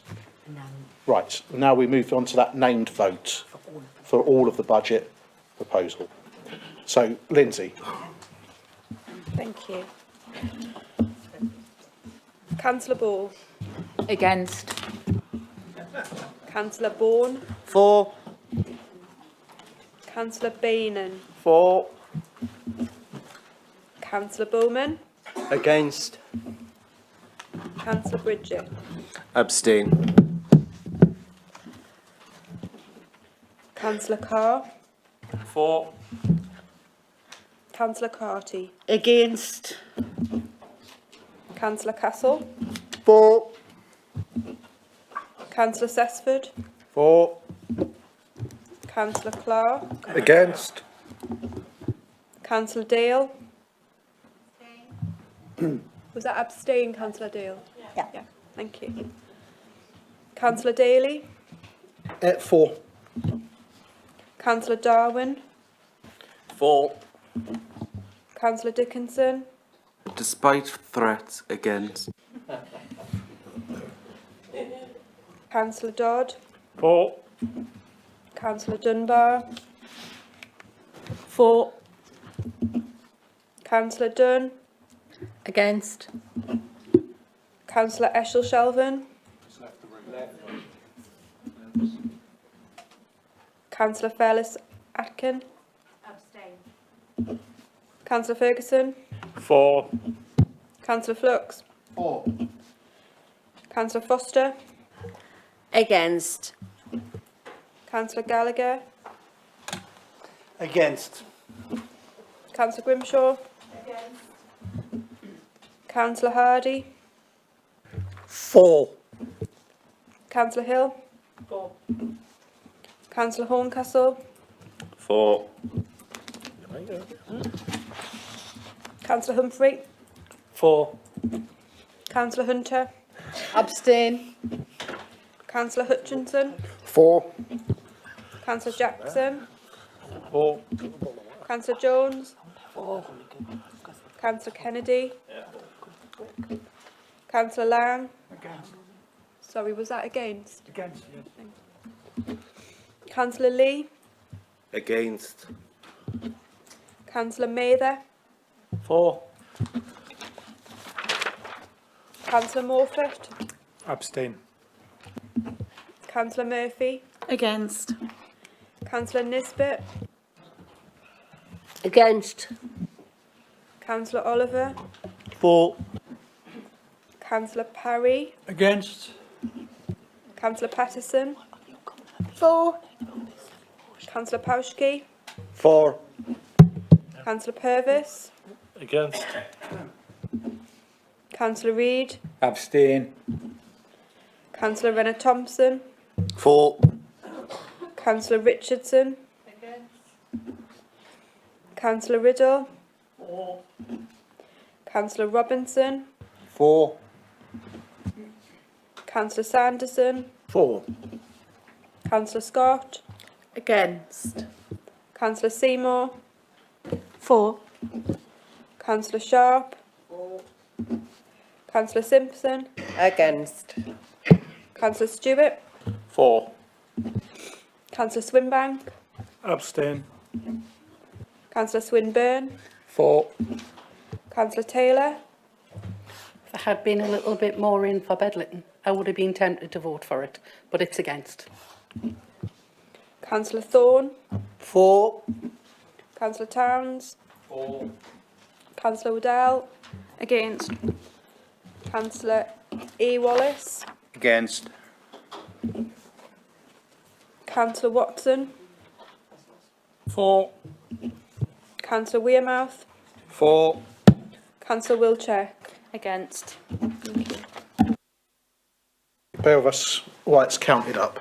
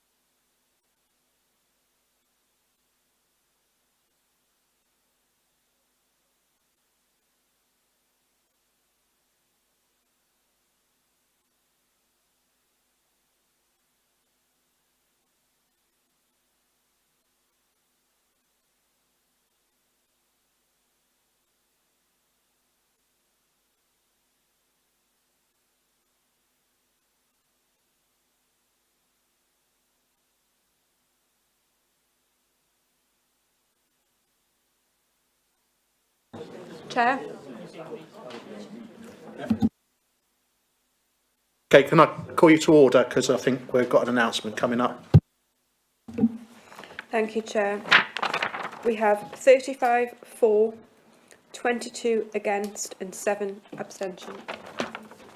Thank you, that has passed. Thank you, everyone. That was a very long debate. I'm going to propose, we've got 2 other bits of the budget. I hope it won't take as long. And so what I'm going to do is I'm going to propose we have a break now. And I'm going to ask, can you be back here for 6:10, please? Reece.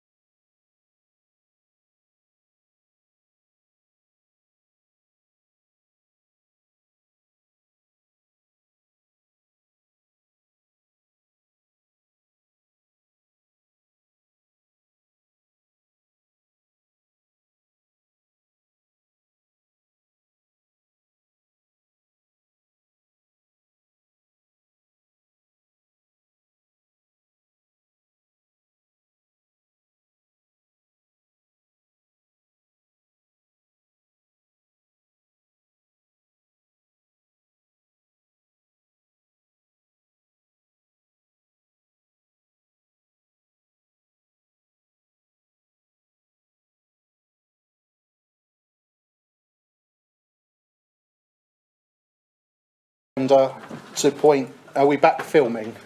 Thank you.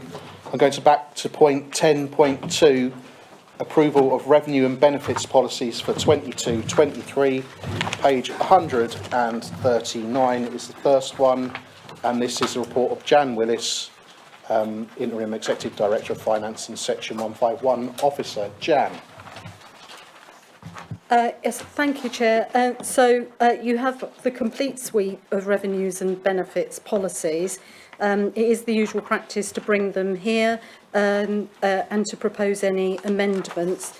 Other than minor amendments, the only one which I would want to draw members' attention to is the proposal for us to roll forward the grant that we received from government to provide hardship payments for people who are liable for council tax, and we would propose to extend that scheme for a further year, and the detail of that is on page 140. So the proposal is that the working age council tax support claimants would automatically have their council tax liability reduced by £200, and that would take just under 14,000 households out of council tax for the forthcoming year, and reduce the liability of a further 5,062 by £200. Other than that, Chair, as I said, there are no other significant changes I'd want to draw members' attention to. Chair, can I move the recommendations as written and explained by the 151 officer? Do I have a seconder for that? I see Peter Jackson with his hand up. Do we want any debate on that, or do we want to go straight into a vote? Right, it's been moved that we go straight to a vote. Those in favour, can you show? I don't need recorded who it is, do it on this one? Those in favour? I think that's a majority in the room. Okay, thank you very much for the brevity on that one. I'll go to the next item on the agenda, which is 10.3. Just bear me 2 seconds. And that is council tax, to provide council members with the financial information to enable the council to calculate and set the council tax base for 22 and 23. And may I ask, do we have anyone presenting on that? Do we want to go straight into a vote on that one? I'll just let them make one comment. Okay, right. Charles, do you want to make your comment, Councillor Kennedy? Thank you, Chairman. There's obviously been a few digs at Hexham Town Council's D-band, and you can see in pages 370, 8, 9 and 10. I'd just like to give some relativity to this. Hexham Town Council is at £99.80 compared to Alnwick at 122, Morpeth at 125, Rothbury at 111, Haltwhistle at 128, Prudhoe at 114, Blythe at 130, Cramlinton at 116, and there are others that are higher than Hexham. We are still considerably cheaper than many of our compatriot towns. Councillor Wearmouth. Thank you, and I guess just a response to that, which is it's only taken you how many months to get in and pile the tax high in Hexham compared to the very good work of the previous work by the Conservative Party in your area, Councillor. Thank you. That's why they chucked them out. Okay, I think we're getting very, very political, and I think people are getting very, very weary of it after a long meeting. So I'm just going to say, could someone propose that and second that for me? Can I have a proposal? Proposed by Councillor Wearmouth, seconded by Councillor Jackson. May I move to a vote, please? Chair, can I have a name vote on the council tax, please?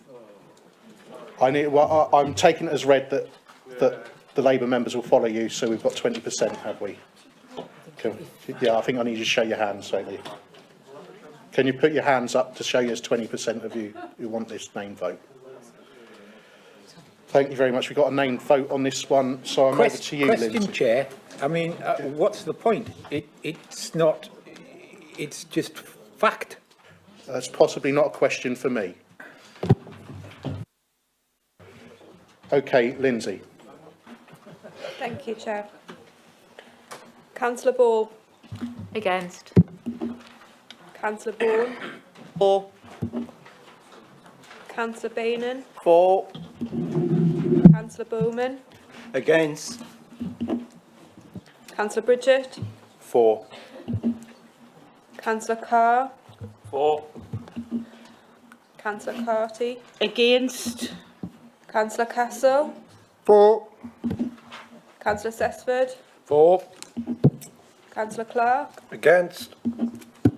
Councillor Dale. Then. Councillor Daly. For. Councillor Darwin. For. Councillor Dickinson. Against. Councillor Dodd. For. Councillor Dunbar. For. Councillor Dunn. Against. Councillor Eshelshulvin, is he returned or not? No, thank you. Councillor Fellis Aitken. Councillor Ferguson. For. Councillor Flux. For. Councillor Foster. Against. Councillor Gallagher. Against. Councillor Grimshaw. Councillor Hardy. For. Councillor Hill. Not waste, but for. Councillor Horncastle. For. Councillor Humphrey. For. Councillor Hunter. For. Councillor Hutchinson. For. Councillor Jackson. For. Councillor Jones. For. Councillor Kennedy. Councillor Lang. Sorry, was that against? Thank you. Councillor Lee. For. Councillor Mather. For. Councillor Morfitt. Abstain. Councillor Murphy. Against. Councillor Nisbet. Against. Councillor Oliver. For. Councillor Perry. Against. Councillor Patterson. For. Councillor Pauschke. For. Purvis. Against. Councillor Reid. For.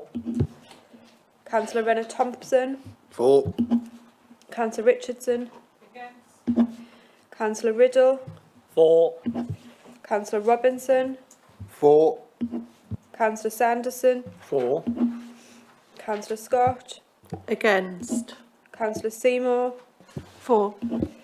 Councillor Sharp. Scott. Oh, thank you. Alan went earlier. Councillor Simpson. Against. Councillor Stewart. For. Councillor Swinbank. Abstain. Councillor Swinburne.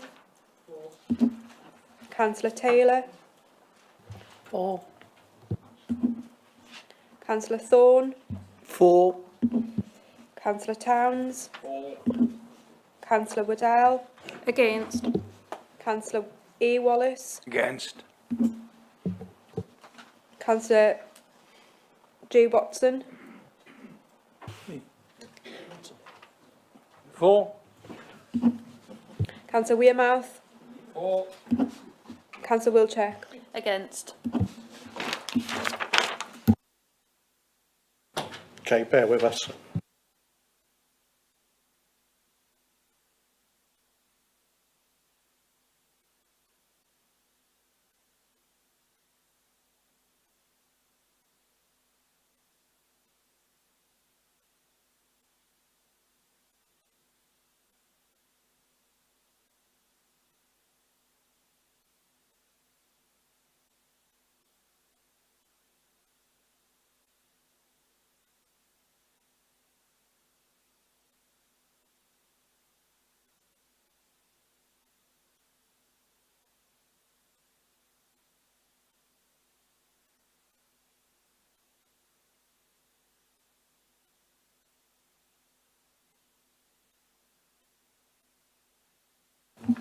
Chair.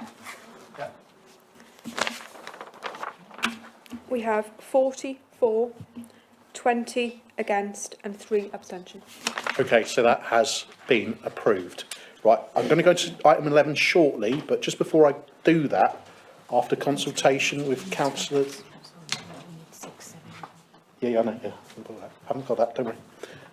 Before I move to item 11, after consultation with Councillor Dickinson and Councillor Bridget, I believe the motions have been withdrawn for the second part of the meeting, or the extraordinary meeting, should I say. So that extraordinary meeting which you had the paperwork for will now not take place. Okay.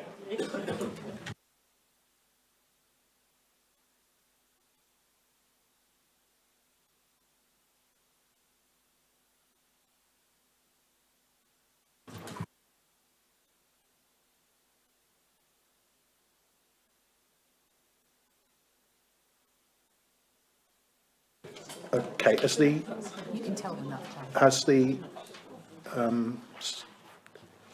head of paid service left? Okay, thank you very much. I move to item 11, and I have received statutory officer advice from the section 151 and monitoring officer, which I'd like to circulate to all members.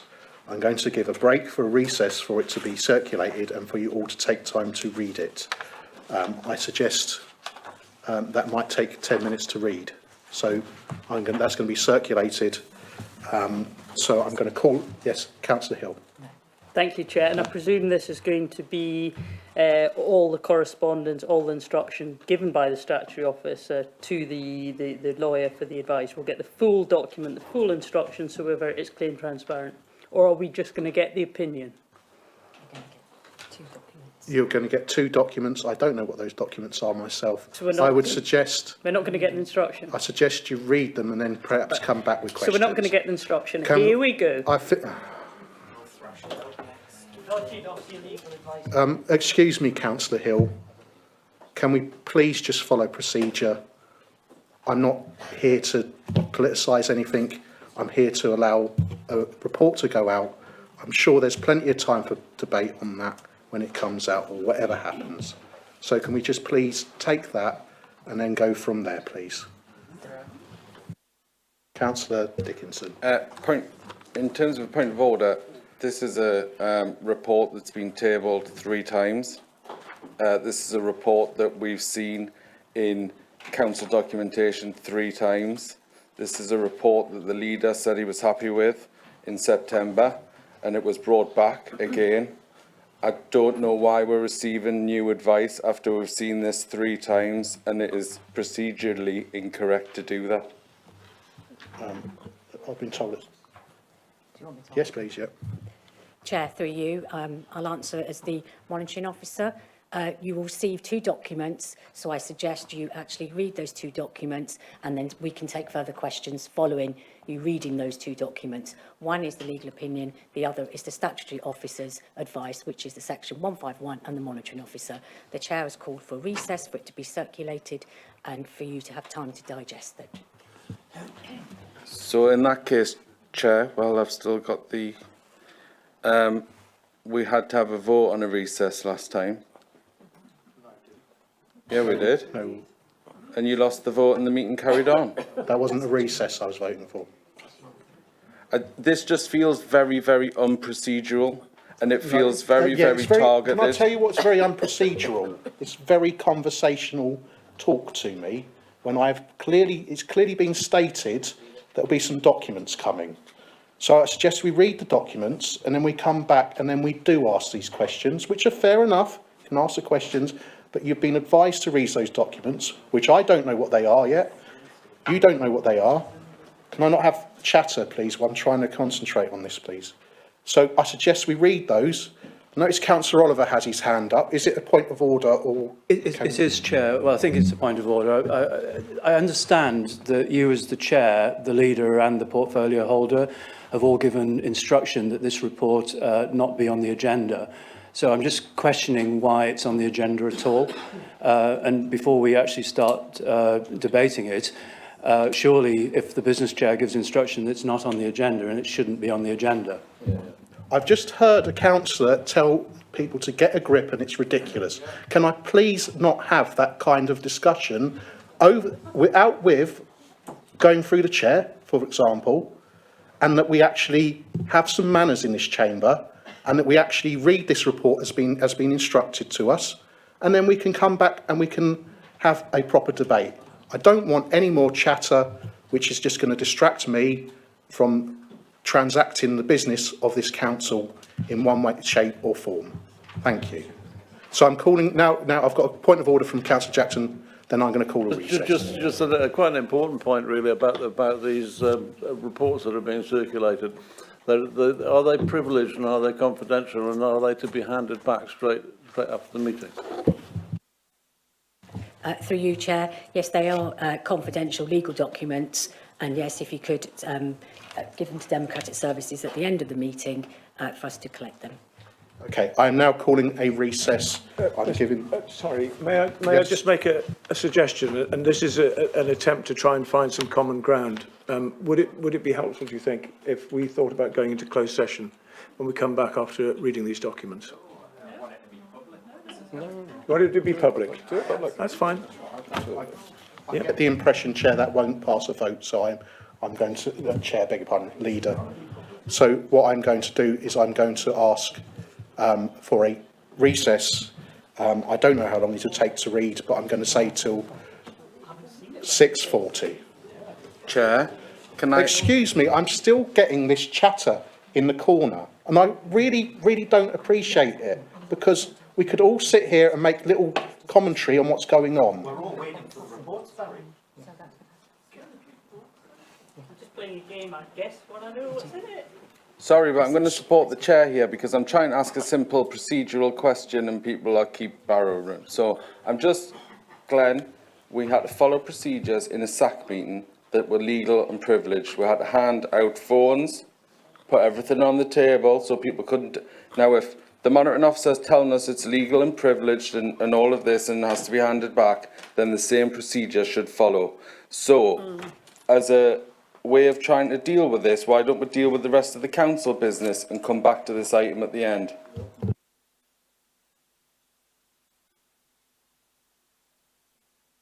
Are you proposing that, Councillor Dickinson? No, it was merely a suggestion for the leader. It's Well, for you. It's my meeting. I'm proposing. I think this is possibly generating the most interest in the room, and I want to get those items done, and less interesting items perhaps, and I'm sorry, I don't mean to be disrespectful to anyone when I say that, considered after that.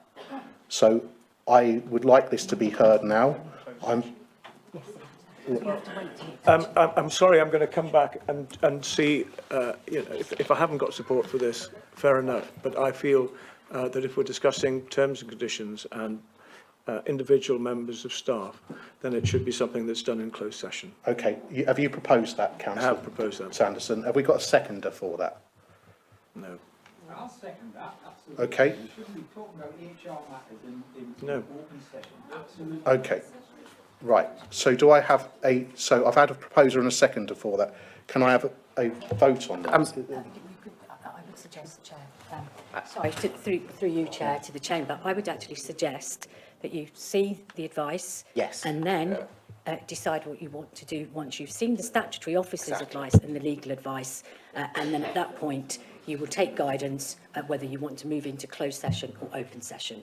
And I think there was a suggestion, I'm not quite sure, for clarification, there was a proposal to take this item at the end. I don't know whether that was a proposal that was seconded or whether that was a comment. And through you, Chair, if you wish to seek clarification, that's your wish. I seek clarification, but I'm pretty sure that Councillor Dickinson was just merely making a suggestion to me. I was just trying to be helpful. I was also pointing out the procedures we've had to use this week on legally privileged documents, and nobody's phone's being asked to be handed in, put on the table, all the stuff we had to do the other day. You make a very fair point. Councillor, can I ask Councillor Dale, is it point of order? Yeah, well, it is really. It's just, I just want a question because I don't know what this is all about. But basically, we're talking about a future revised executive management structure. It's the report of the head of paid service. So I'm asking, is it because she's written the report that she has to declare an interest and remove herself? Or is it because, and this is a question, we've got a row of officers at the bottom, whether they would have the same type of interest? I'm just trying to actually expand what the reason is why the chief exec, is it because she has written the report, or is it because, I don't know, but we've got a band of officers which are lovely to see, but whether they have an interest as well, I don't know. And I'm just asking that question before we move forward. So when we read the report, we actually know what we're reading about. I've been suggested that that question might want to come later. I appreciate that you may not have that same viewpoint, but that's been put... Can I just have legal advice on that? It's just a yes or a no, because basically I will read the report in a different way, maybe. Chair, through you, if I may, Councillor Dale, I suggest that you read the reports, both of them, and then ask your questions. Thank you. Okay, so do we want to go to closed session is my next question. It's been... We want to read... Right. I'm going to go to a recess now, and I'm suggesting, without seeing how big the papers are, that that's 10 minutes in the first instance. So I'm officially calling a recess. Can we close the camera, please?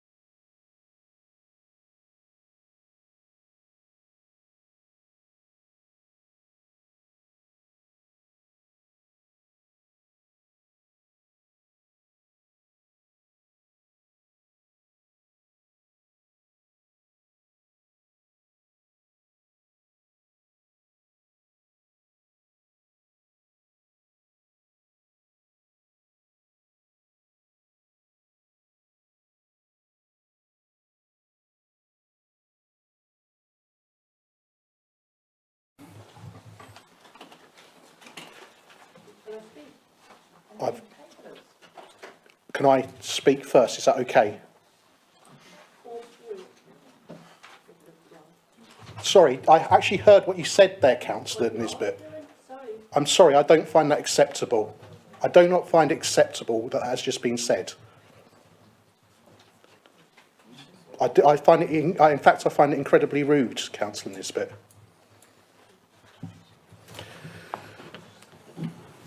Right.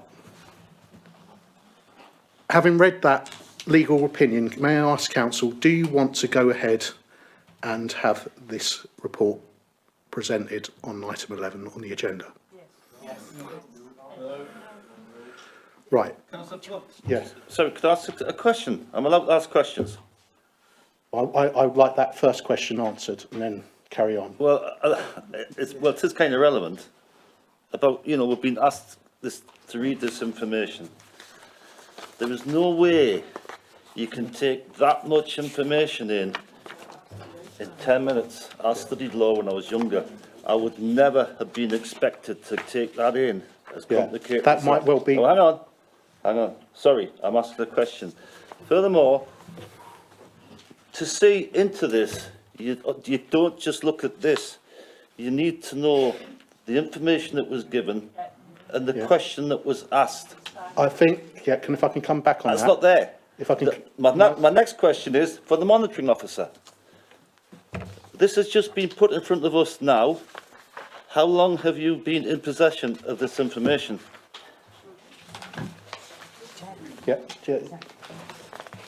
Chair, to the Chamber, I actually circulated the QC's advice to Dalgett and the statutory officers to Jan on Saturday, and I offered, now that Dalgett have received the QC's advice, I offered her some options and offered her to decide what she wanted to do, and asked her to get back to me by Monday with regard to whether she still wanted this report presented, given the fact that the QC had now said that there was flaws in the paper, and given the fact that she had a pecuniary interest. She can still present the report, she was told that, so long as the Chamber gives her a dispensation. And then I actually followed it up on Monday, and I didn't hear anything back. And the statutory officers' advice was circulated yesterday to Dalgett to say these are our concerns. Again, offering the opportunity to have a discussion and to actually decide whether this item should be presented today. And we haven't heard back, apart from Dalgett did make a comment with regard to the Staffing and Appointments Committee in respect of her terms and conditions. So she has had consideration of this, and she did make a comment lunchtime today. So I hope that answers your question. It would be easier, from my point of perspective from the meeting, if I was given a clear steer as to whether we want to go ahead and present this or not. Okay. I know where you're trying to go, and we'll have a debate on this and the integrity of this legal advice, which Colin Horncastle just hit the nail on the head. I'm not psychic, but I knew exactly what was going to be in there. And what I would say, just to be absolutely clear, there is nothing in the Constitution that would allow you to withdraw that report. It would be a motion without a notice, and it would be up to the meeting whether they withdraw it. So let's at least be democratic and follow procedures and have a vote. If you are pretending to propose a motion to take this off the table, and then we can discuss the integrity of this legal report. And there'll be a QC somewhere laughing all the way with the £5,000 or something he's got on dodgy dossier. I appreciate there was a question in there, and there was some opinion as well. But yeah, it's a point of order. You've asked a point of order, and I respect that you've asked that point of order. I'm going to ask for advice on that matter in terms of what Councillor Hill has said, that I can't withdraw this. There is another point of order. It's a vote to the meeting to withdraw. The problem you've got here is we're reading this report, and the Chief Executive had to declare an interest. Why hasn't the monitoring officer not declared an interest? Because it's partly to do with her as well. Well, there's something written in the report to that respect, Councillor Nisbet. Point of order, Chair. Can we just deal with your question? Do we want it to be heard today or not? Thank you. That's the question I'd asked, and I got different opinions from the floor, so I think we need a vote on that. can I just ask, part of the standing order, is that within this report, or the pink paper report, there's a report going back to the 5th of January, which is signed by the leader and also the leader and also the exec. So are we? No, can I just say, Councillor Dale, I don't want to discuss a pink paper in an open session, not if a I pink can. paper. It's a report of the 5th of January, which is in the full council. Okay, but I still think that many of these point of orders can perhaps come after we've had this vote. Fine. So. Chair, you're going to have to move it and get... Yeah, well, yeah, I know I am, Councillor Hill, funny enough. So I'm just waiting. Great procedure so far.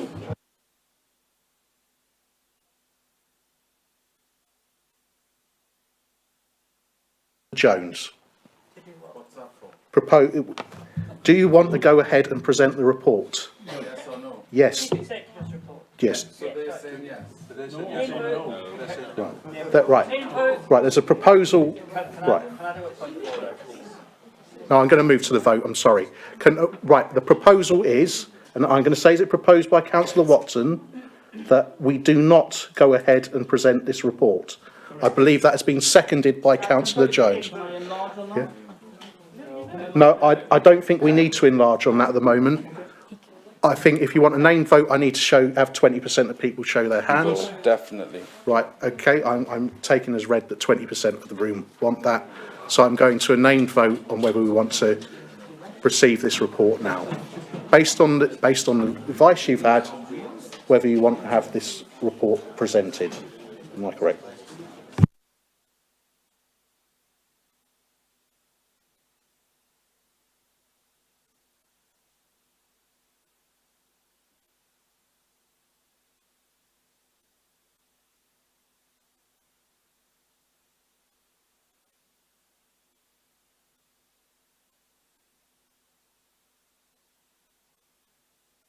Okay, right. Is it right? There's going to be a vote. If you're voting yes when your name is coming out, you're voting that you don't want this to be presented. If you vote no, then you do want it presented. Yeah. So I'm going to... That's right, yes, that's the motion. The motion is to withdraw it. The motion is to say that you do not want to present it. I don't understand why it's so difficult to understand, actually. Yeah. Right. Can I have a bit of silence in the chamber and can we move to that vote, please? Lindsay. Just for clarity, while it's quiet, because I couldn't hear you. No. So it's yes to hear it now, and no. It's no to hear it, and yes not to hear it. Well, that makes a lot of sense. Right. What is the actual motion? Yeah, so I'm going to clarify what the motion is here, to help with the minutes. The motion is that we, as a council, do not want to go ahead and present this report today. Yes, that's what I said. Yeah. So you're for or against that statement? And who was the proposer? The proposer was Councillor Watson, the seconder was Councillor Jones. And so people are voting not to either against, for or against. Yeah, that's right. Abstain. Okay, so over to Lindsay. Thank you, Chair.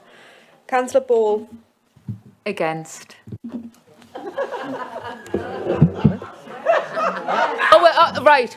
I don't. No, when you just said round. Against is Where are fine. we now? Yeah. I want to hear it. I'm against. Definitely against. Still against. Get legal advice and you really meant yes. Right. Okay, next one, please. Councillor Bourne. Or Councillor Bainan. Yes to withdraw the motion, withdraw the paper. Councillor Bowman. Against. Councillor Bridget. Against. Councillor Carr. For. Councillor Carty. Against. Councillor Castle. For. Councillor Sesford. For. Councillor Clark. Against. Councillor Dale. What? Against. Thank you. Councillor Daly. Against.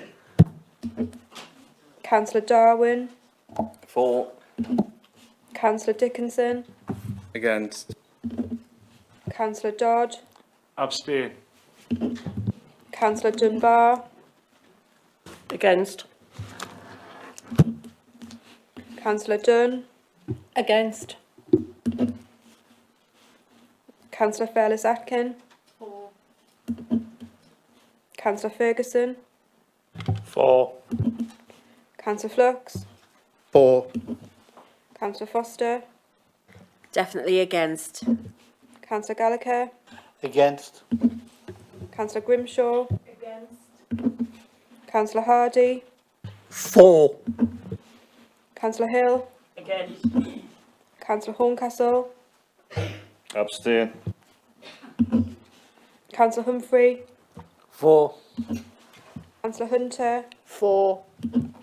Councillor Hutchinson. For. Councillor Jackson. For. Councillor Jones. For. Councillor Kennedy. Against. Councillor Lang. Against. Councillor Lee. Against. Councillor Mather. For. Councillor Morfitt. For. Councillor Murphy. Against.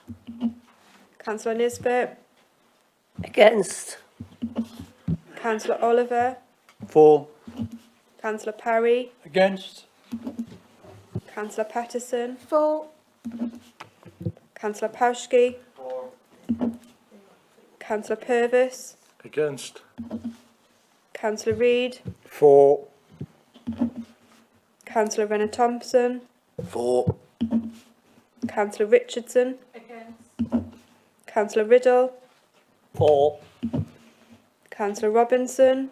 For. Councillor Sanderson. For. Councillor Scott. Against. Councillor Seymour. For. Councillor Simpson. Against. Councillor Stewart. For. Councillor Swinbank. For. Councillor Swinburne. Councillor Taylor. Against. Councillor Thorne. For. Councillor Towns. For. Councillor Waddell. Against.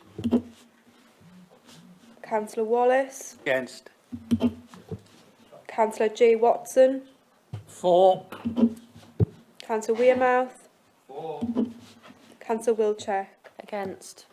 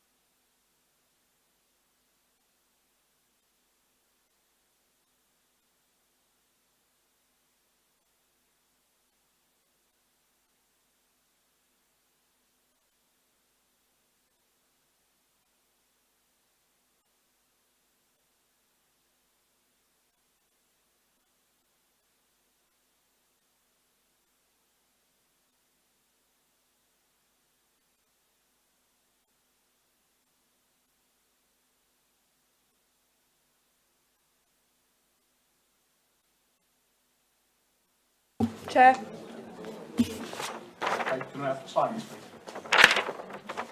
Thank you. We have 32 for, 29 against and 2 abstentions. Okay, so the motion has passed, and the motion is that we do not want to go ahead with this report. So I move to the next item on the agenda. Thank you very much. And does somebody want to re-invite the Chief Executive in? Councillor Dunn. Could you ask for the circulation of the... Can I ask for the circulation of the papers to be returned, please? And I might ask for a recess on the video while we do that, please.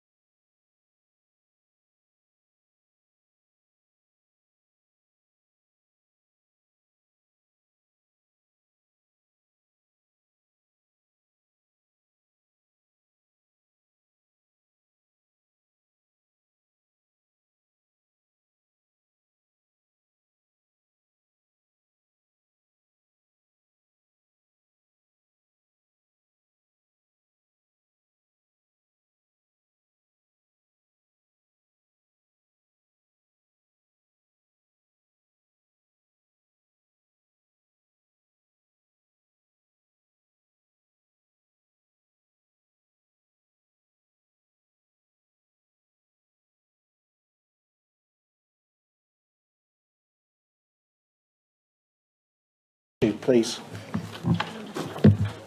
Right, we're back onto live stream. Thank you very much. I go to point 12 on the agenda, political proportionality, page 333 to 342. Councillor Dunn, you have a hand up, and I apologise, it's taken quite a while. Yes, sorry, just a point of order, Chair. I just want to make it clear, I'm really concerned that it's becoming sort of custom and practice at these meetings and other meetings that will get these papers thrown at the last possible minute. Seconded. And like Councillor Horncastle said, they're too much to take in. And it is becoming custom and practice. It's all the time now, and it's not acceptable. I take your note as a comment. Councillor Dickinson. Just to add to that point of order, it's important that those papers are noted that the last set we got in front of us were inaccurate. The ones we've just had were inaccurate because it referred to advice that we'd only seen on the 5th of January, which was untrue. That's an opinion you've given, and the council has voted how it has voted. I will go to point 12 on the agenda, political proportionality, page 333. Please, can I have order in the chamber, please? Page 333 to 342. And I'm going back to the agenda, and it is being presented. This is a paper by Councillor Richard Wearmouth. Councillor Wearmouth, do you wish to present on it, or can we just move to a motion? I'll just wanted like 2 paragraphs, and that's it, really, I think, which is that this paper presents the proportionality for various council committees. There's 2 options presented, method 1 and method 2, which you've all seen before. I note that there's been some discussion with group leaders, and that there's I think I'm correct in saying, but they will correct me if I'm wrong, that there's a preference for method 1, which obviously leaves 5 pool places to be agreed later, which is one of the principal differences. And so in the paper you'll see that there is a consultation mentioned with group leaders in terms of finalising their appointments, and that would go for the pool as well. That's where that agreement would hopefully be found. If it isn't found, then I think that the only constitutional way that can be remedied is through full council, and hopefully it doesn't have to come to that. Thank you. Okay. Can I invite a proposal on this paper? Yeah, can somebody move? And seconded by Councillor Dickinson, perhaps. Yeah, yes. Councillor Sanson, do you wish to move something? Yeah, I would just like to say that we would agree option 1, and that's the way we will be voting. Can I have a seconder for that? Right, Councillor Reid is seconding that. Councillor Hill, you've got a hand up. Thank you. I won't comment on the ridiculousness of this as well so far. To have 2 methods, there's a right method and there's a wrong method, and it is method 1. The one thing that I would say, I did have a very helpful conversation with Democratic Services that have been doing this for years, and I don't know why it was changed, but I had a very useful conversation and did say that when it came to the pool positions, which will be done on the proportionality, there always needs to be a way of resolving a dispute. Now, you wouldn't expect that to be, but if you're part of smaller groups and there's a pool, you've got a certain amount of pool places, you'd expect to go, okay, we both want this, but you have this and that. That sort of negotiation. But if they say there's a disagreement, I did speak to Democratic, and they did advise that in that situation, it would be the largest group in that who would have the first choice on the pool places. I'm just clarifying that that's the case, because I'm seeing a little attempt at a little next stitch up. Probably some legal advice that says, oh yes. Councillor Hill, I'm simply trying to chair a meeting here. I'm not trying to stitch anything up. Thank you. Councillor Wearmouth. Thank you. I'm aware of the email that you've had from Democratic Services. That's not what it says. You asked for the opinion. Please let me speak, Councillor Hill, and then you can, obviously. The advice that you've got back was that hopefully those groups would be able to reach an agreement. But ultimately, it's for full council to decide the places if there can't be agreement between the groups. So it's up to group leaders. Hopefully there's unanimity on the position, and that's how it works.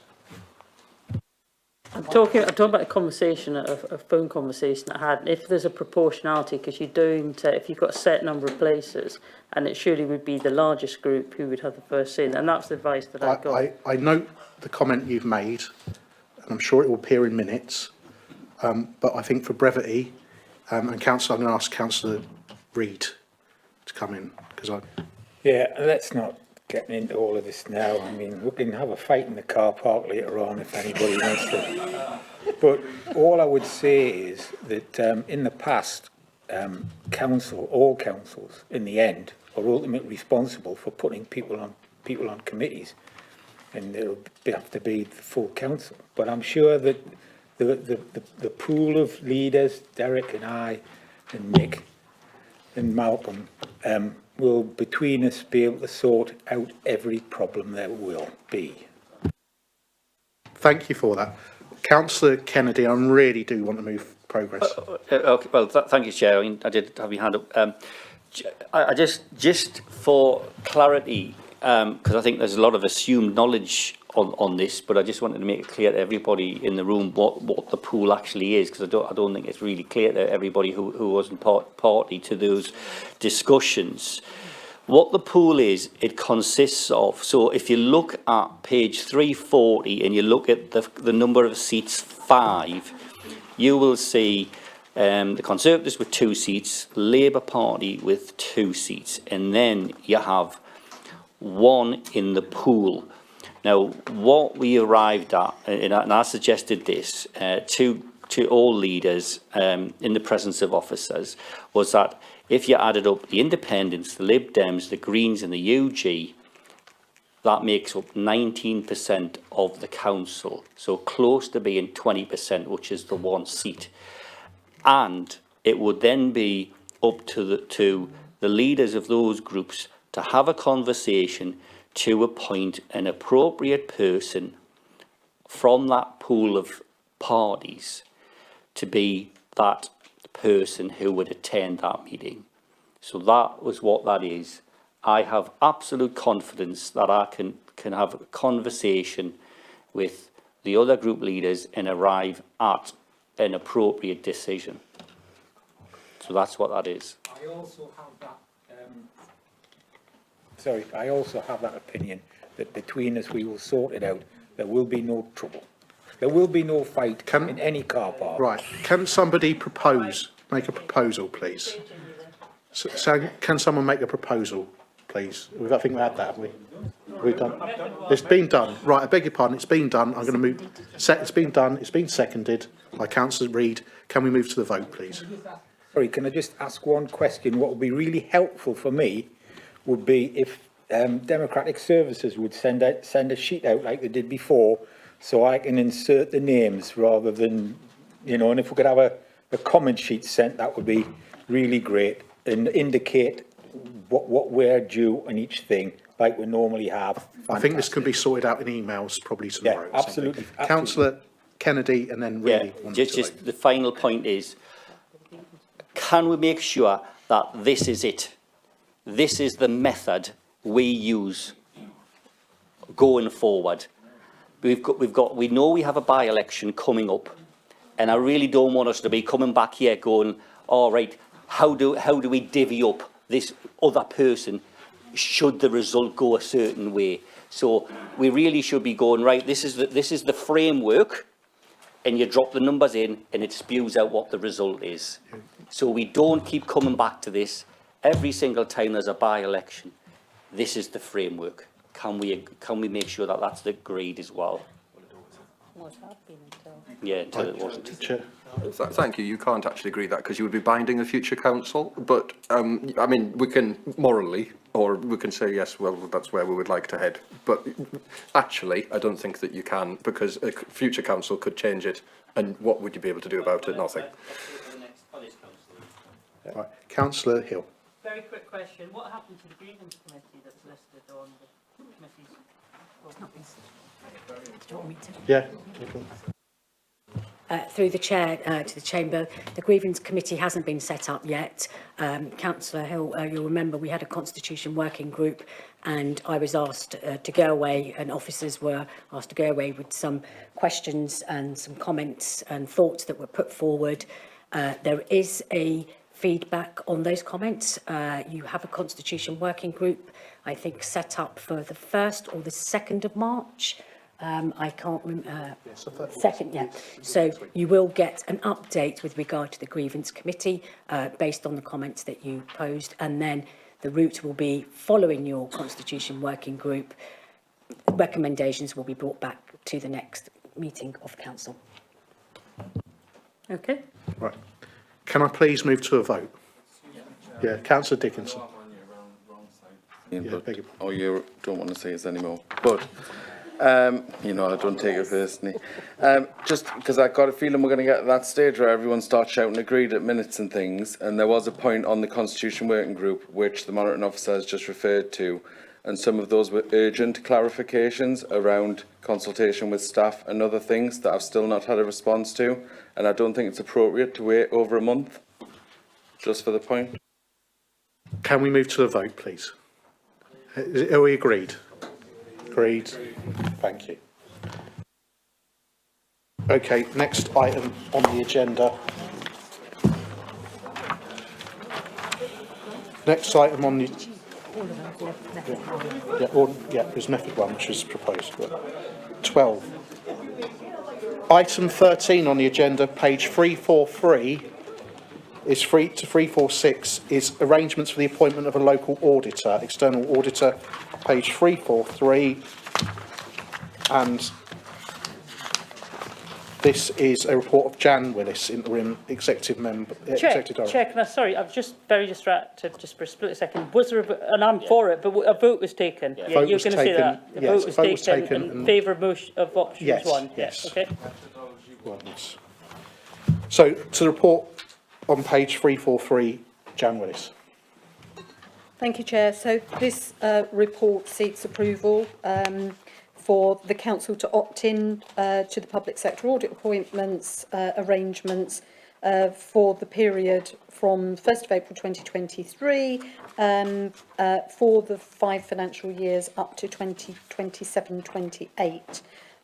So the recommendation is to accept the invitation to become an opted-in authority to the national scheme for the appointment of local auditors, and to agree that I can submit the required paperwork and make the necessary arrangements.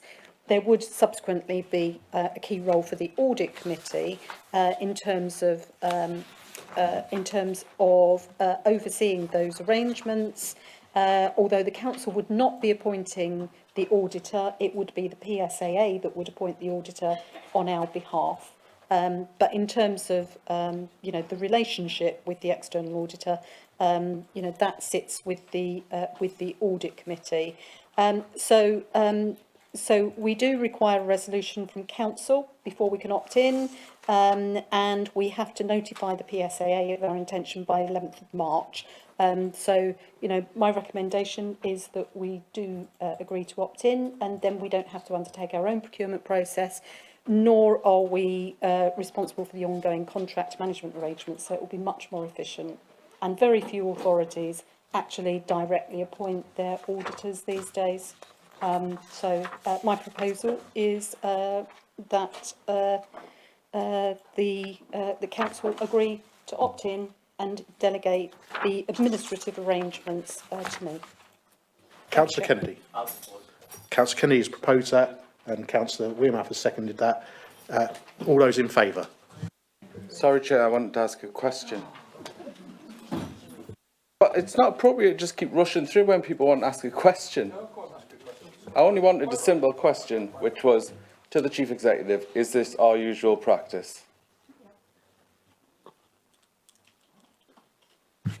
Sorry, I don't quite understand in terms... Sorry, Dalji. This is the report in relation to the external auditor and going into the pool. And I think we had a presentation last time round when it was due. And this is what we usually do. I just wanted confirmation that we usually go into the national pool and that's how it's dealt with. Sorry, through yourself, Chair, we haven't a number of years ago, we didn't actually go into the pool. We went into the pool last time, and this is going into the pool again. Thank you. Well, I think we did have a proper vote. Just Yeah. to clarify, they all agreed. Yeah. Can you just say you clarify? Yeah, right. Can you just clarify that they all agreed? Can I clarify you all agreed with that as it's been questioned? Thank you. Point 14, corporate plan refresh 2021 to 24, page 347 to 390. And I think Glenn, as leader, may wish to talk on this. I would just simply put this forward. I hope you found it interesting, and I would like to talk to it for about 10 minutes, but I'll stop there. That report is only to note, so I don't believe we need a vote upon that. Councillor Kennedy. Yeah, just page.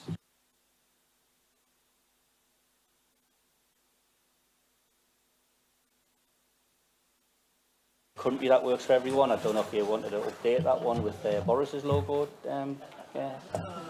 What's that, Councillor Kennedy? Party on? Yeah. Let's all have a party. Okay, as much as I enjoy a joke, I think there's a feeling from many people who want to move progress. So I'm going to go to the next item on the agenda, which is the position of chair and vice chair of the committee are currently vacant for the JCC.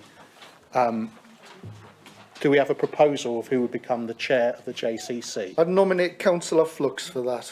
Thank you. Is there a seconder for? Thank you very much. While I'm at that, Councillor Purvis wished to come on that committee as a... Afraid not. Certainly at the moment, possibly as an ex officio non-voting member. We can look at that constitution if we have to, or what have we. I don't really wish to complicate matters. So are we happy to add into that Councillor Purvis joins as a... Agreed. Do I have agreement on that? Agree. Okay. There's one other item which isn't on this agenda. And that, yeah. The vice chair? Yes, beg your pardon. There's a vice chair we need to appoint, which is traditionally, well, it's always a trade unionist representative. Do we have that name, Karen? Yes, Chair, I gave it to you earlier, but I can't remember who it is. It's the Unison branch chair. Help me out, please. Peter Judd. Peter Judd. That's it. Do we accept that Peter Judd is the vice chair of this committee? Agreed. Thank you. Men Scott Dickinson. Yeah, I know this. I'm aware of that, Councillor. Right, there's another item that's been put to my attention, and that is the vice chairman of the Tyndale LAC. And I've been asked, now there's been a view that we will eventually, and apparently I have to open the meeting, your meeting, but I'll shut it straight away, the extraordinary meeting, that the vice chair of the Tyndale LAC was still wished to be discussed. Scott, you've got your hand up. Well, Chair. It was just to say that there's a number of other items. Yes, I'm aware of that, Scott, yes. Oh, sorry, I thought you were going into the other meeting. No, I'm not yet, no. Yeah, it's fine. Yeah, sorry if that wasn't clear. Yeah, Councillor Foster. Thank you, Chair. Just before we go into any other meeting, can I just ask, there's one item that I'm pretty sure is missing from this agenda this year that's normally on, and it's the schedule of meetings for the following year. It is. It's going to the March meeting. We just felt there was quite a lot on this agenda already, but we can put this on the March meeting, which will be at the end of March. Right. Thanks for that clarification. Thank you. Okay. Do I have any proposals for the vice chair of the Tyndale LAC? Can somebody... Can I move Councillor Kennedy? Right. Second that. Seconded. Can we have a vote? Are we all in favour of that? No. No. I'm trying to get my hand up for the question. Okay. Yeah. There is a review with all the posts going on, and I thought we were going to wait until after that was before we decided to appoint, because we could appoint and get rid of it. Well, it is a vacancy, and if we come to the next meeting or a future meeting, we decide we're doing something else, I think that's the time to do something else. So you might come forward and think we don't want to change anything or whatever. So I'm not going to prejudge what happens at a council meeting. You may be the shortest-lived vice chair in history. So Chair, can I make a proposal then? I think it's been approved. I haven't voted on anything. I think it was proposed and approved. It's been proposed and approved, councillor Sesford. When? Any other nominations? Right. Is there another nomination? Are there any other nominations I've Yes, been that's asked? what I'm trying to say. Okay. I'd like to nominate councillor Oliver. Got a seconder for that? Point of Yeah. order, this is a seat that is a one for either the Labour Party, the Lib Dems, or the Indies, because of our 222. So We've it's not agreed a available for rotation. other- I think it's already been voted upon, councillor Sesford. Well, I never voted on it. I mean, sorry, why is it got to be for one of those? Would you like a name vote on this? That's how it Hang on, sorry. At the moment, we have one. It's just on the Conservative and one proportionality, Chair. The report we've just agreed, the proportionality makes it allocated to that pool of people who have agreed a rotation between Labour, Lib Dem, Green, etc. I'm asking councillor Sesford for, in order to make this proceedings go forward, that we accept that original vote. Well, I don't even think there was an original vote, but Well, whatever. Fine, well, I think there was, so we'll go from that. Yeah, right, so I'm going to go back to where we were, items removed from the agenda. I'm going to go for what I'm going to do is going to do item 7, then 8, then 6. So item 7 is to receive the minutes of the Cabinet meetings held on Tuesday 11th of January 2022, page 33 to 42, and then on the 8th of February, page 43 and 54. Do we receive those minutes? They're received. I don't need it. I then go to item 8 on the agenda to receive and consider minutes from the following committees. And the first one is Corporate Services and Economic Growth. Page 55 is the first one. And I think it may be, this was councillor Dunn to present. Thank you, Chair. I'd like to move the minutes of the Corporate Services and Economic Growth Scrutiny Committee on the 6th of December 2021, pages 55 to 59.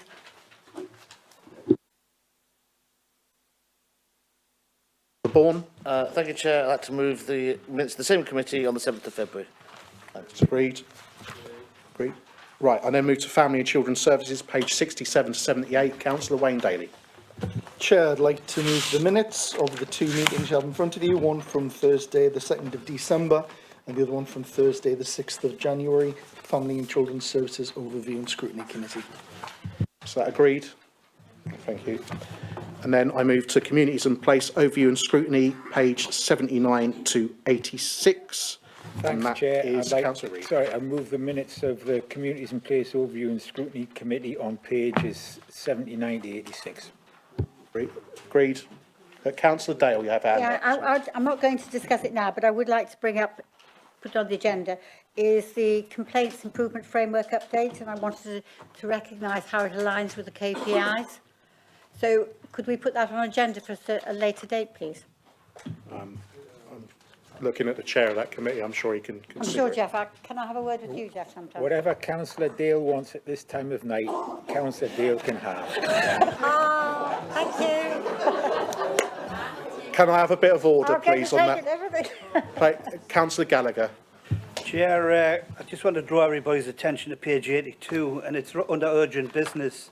I just want the assistance from the leader to try and get this report through as quickly as we can around Storm Ormond, because it's dragging on a bit there now, and with your assistance we can get it all pulled together before any government report comes through. Thank you.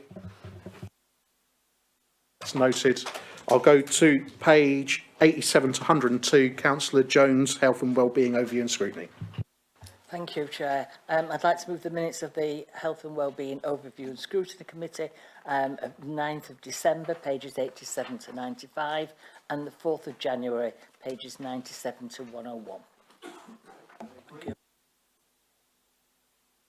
Chair, can I just point out there was a historical vote within this meeting where we actually voted in favour of every care worker to receive the living wage, and thank you very much for everybody on that committee and following it through in the Cabinet.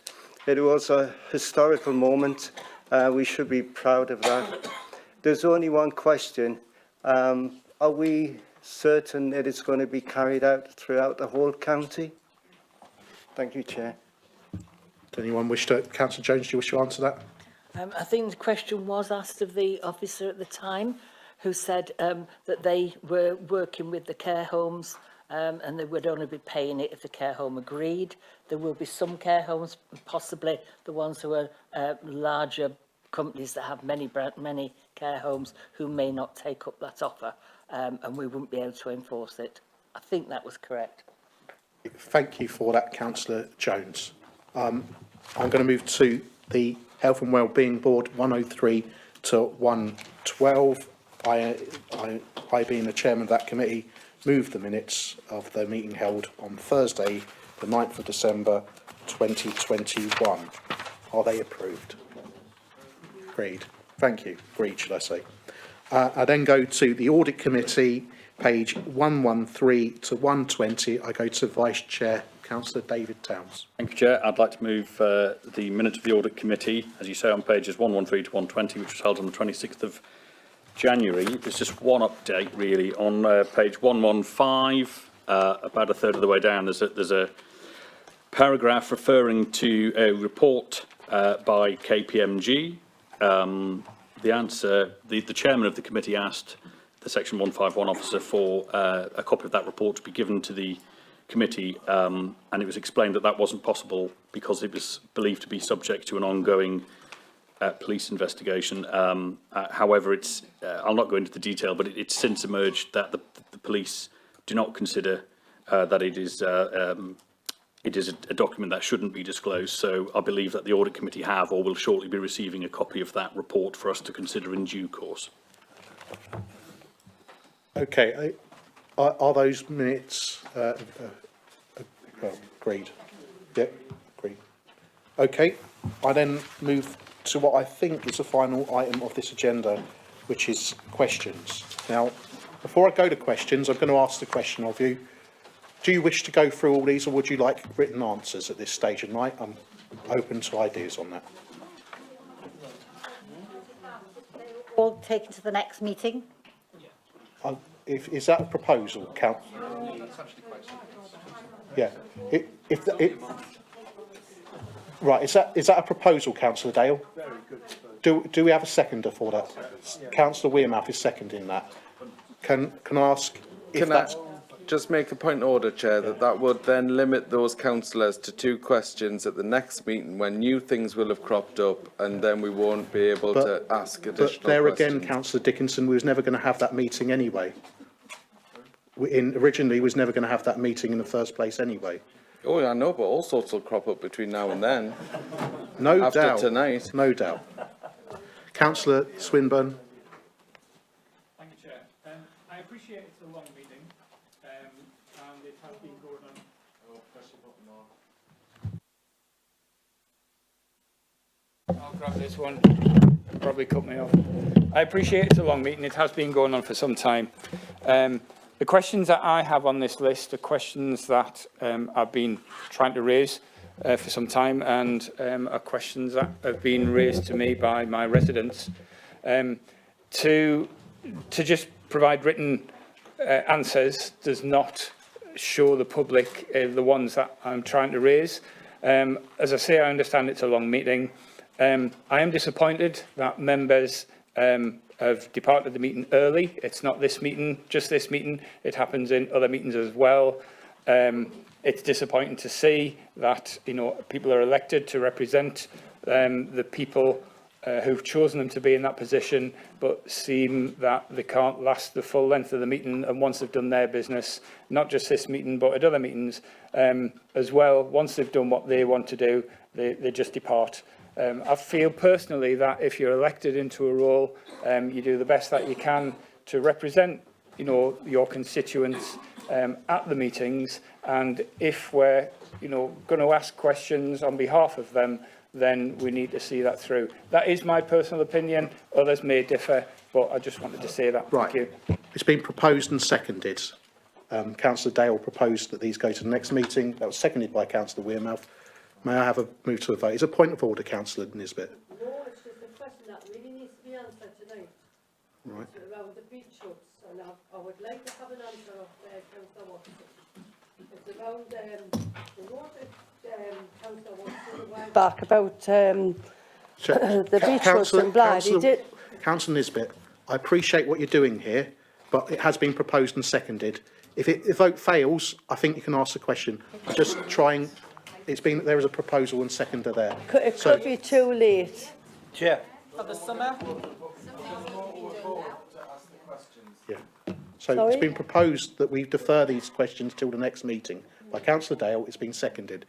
Can I show of hands? Can I just make one point? We've got 16 questions here. Every one of them is important. Yes. Every one. And every one has to be done in a timely way. And I take on board the idea that we're going to suspend it and bring it up in March. But everybody's tired. Everybody's just, well, we're not really taking this on board. And it has been happening probably for the last hour.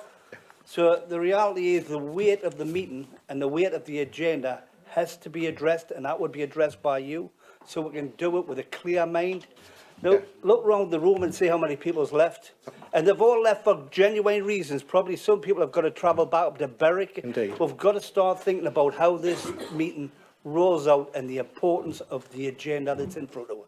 Totally Because agree. we are, like Councillor Swinburne said, we are representing our representatives, our residents. Your point is taken. It's been proposed and seconded. Can I move to a vote, please? All those in favour? All those in favour of deferring the questions till the next meeting? We might need to count those. To defer to the next meeting, this is.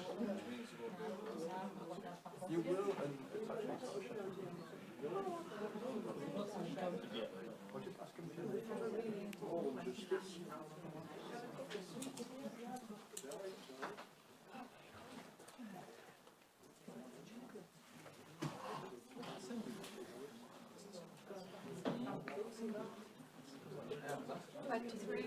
23. Those against? Those against?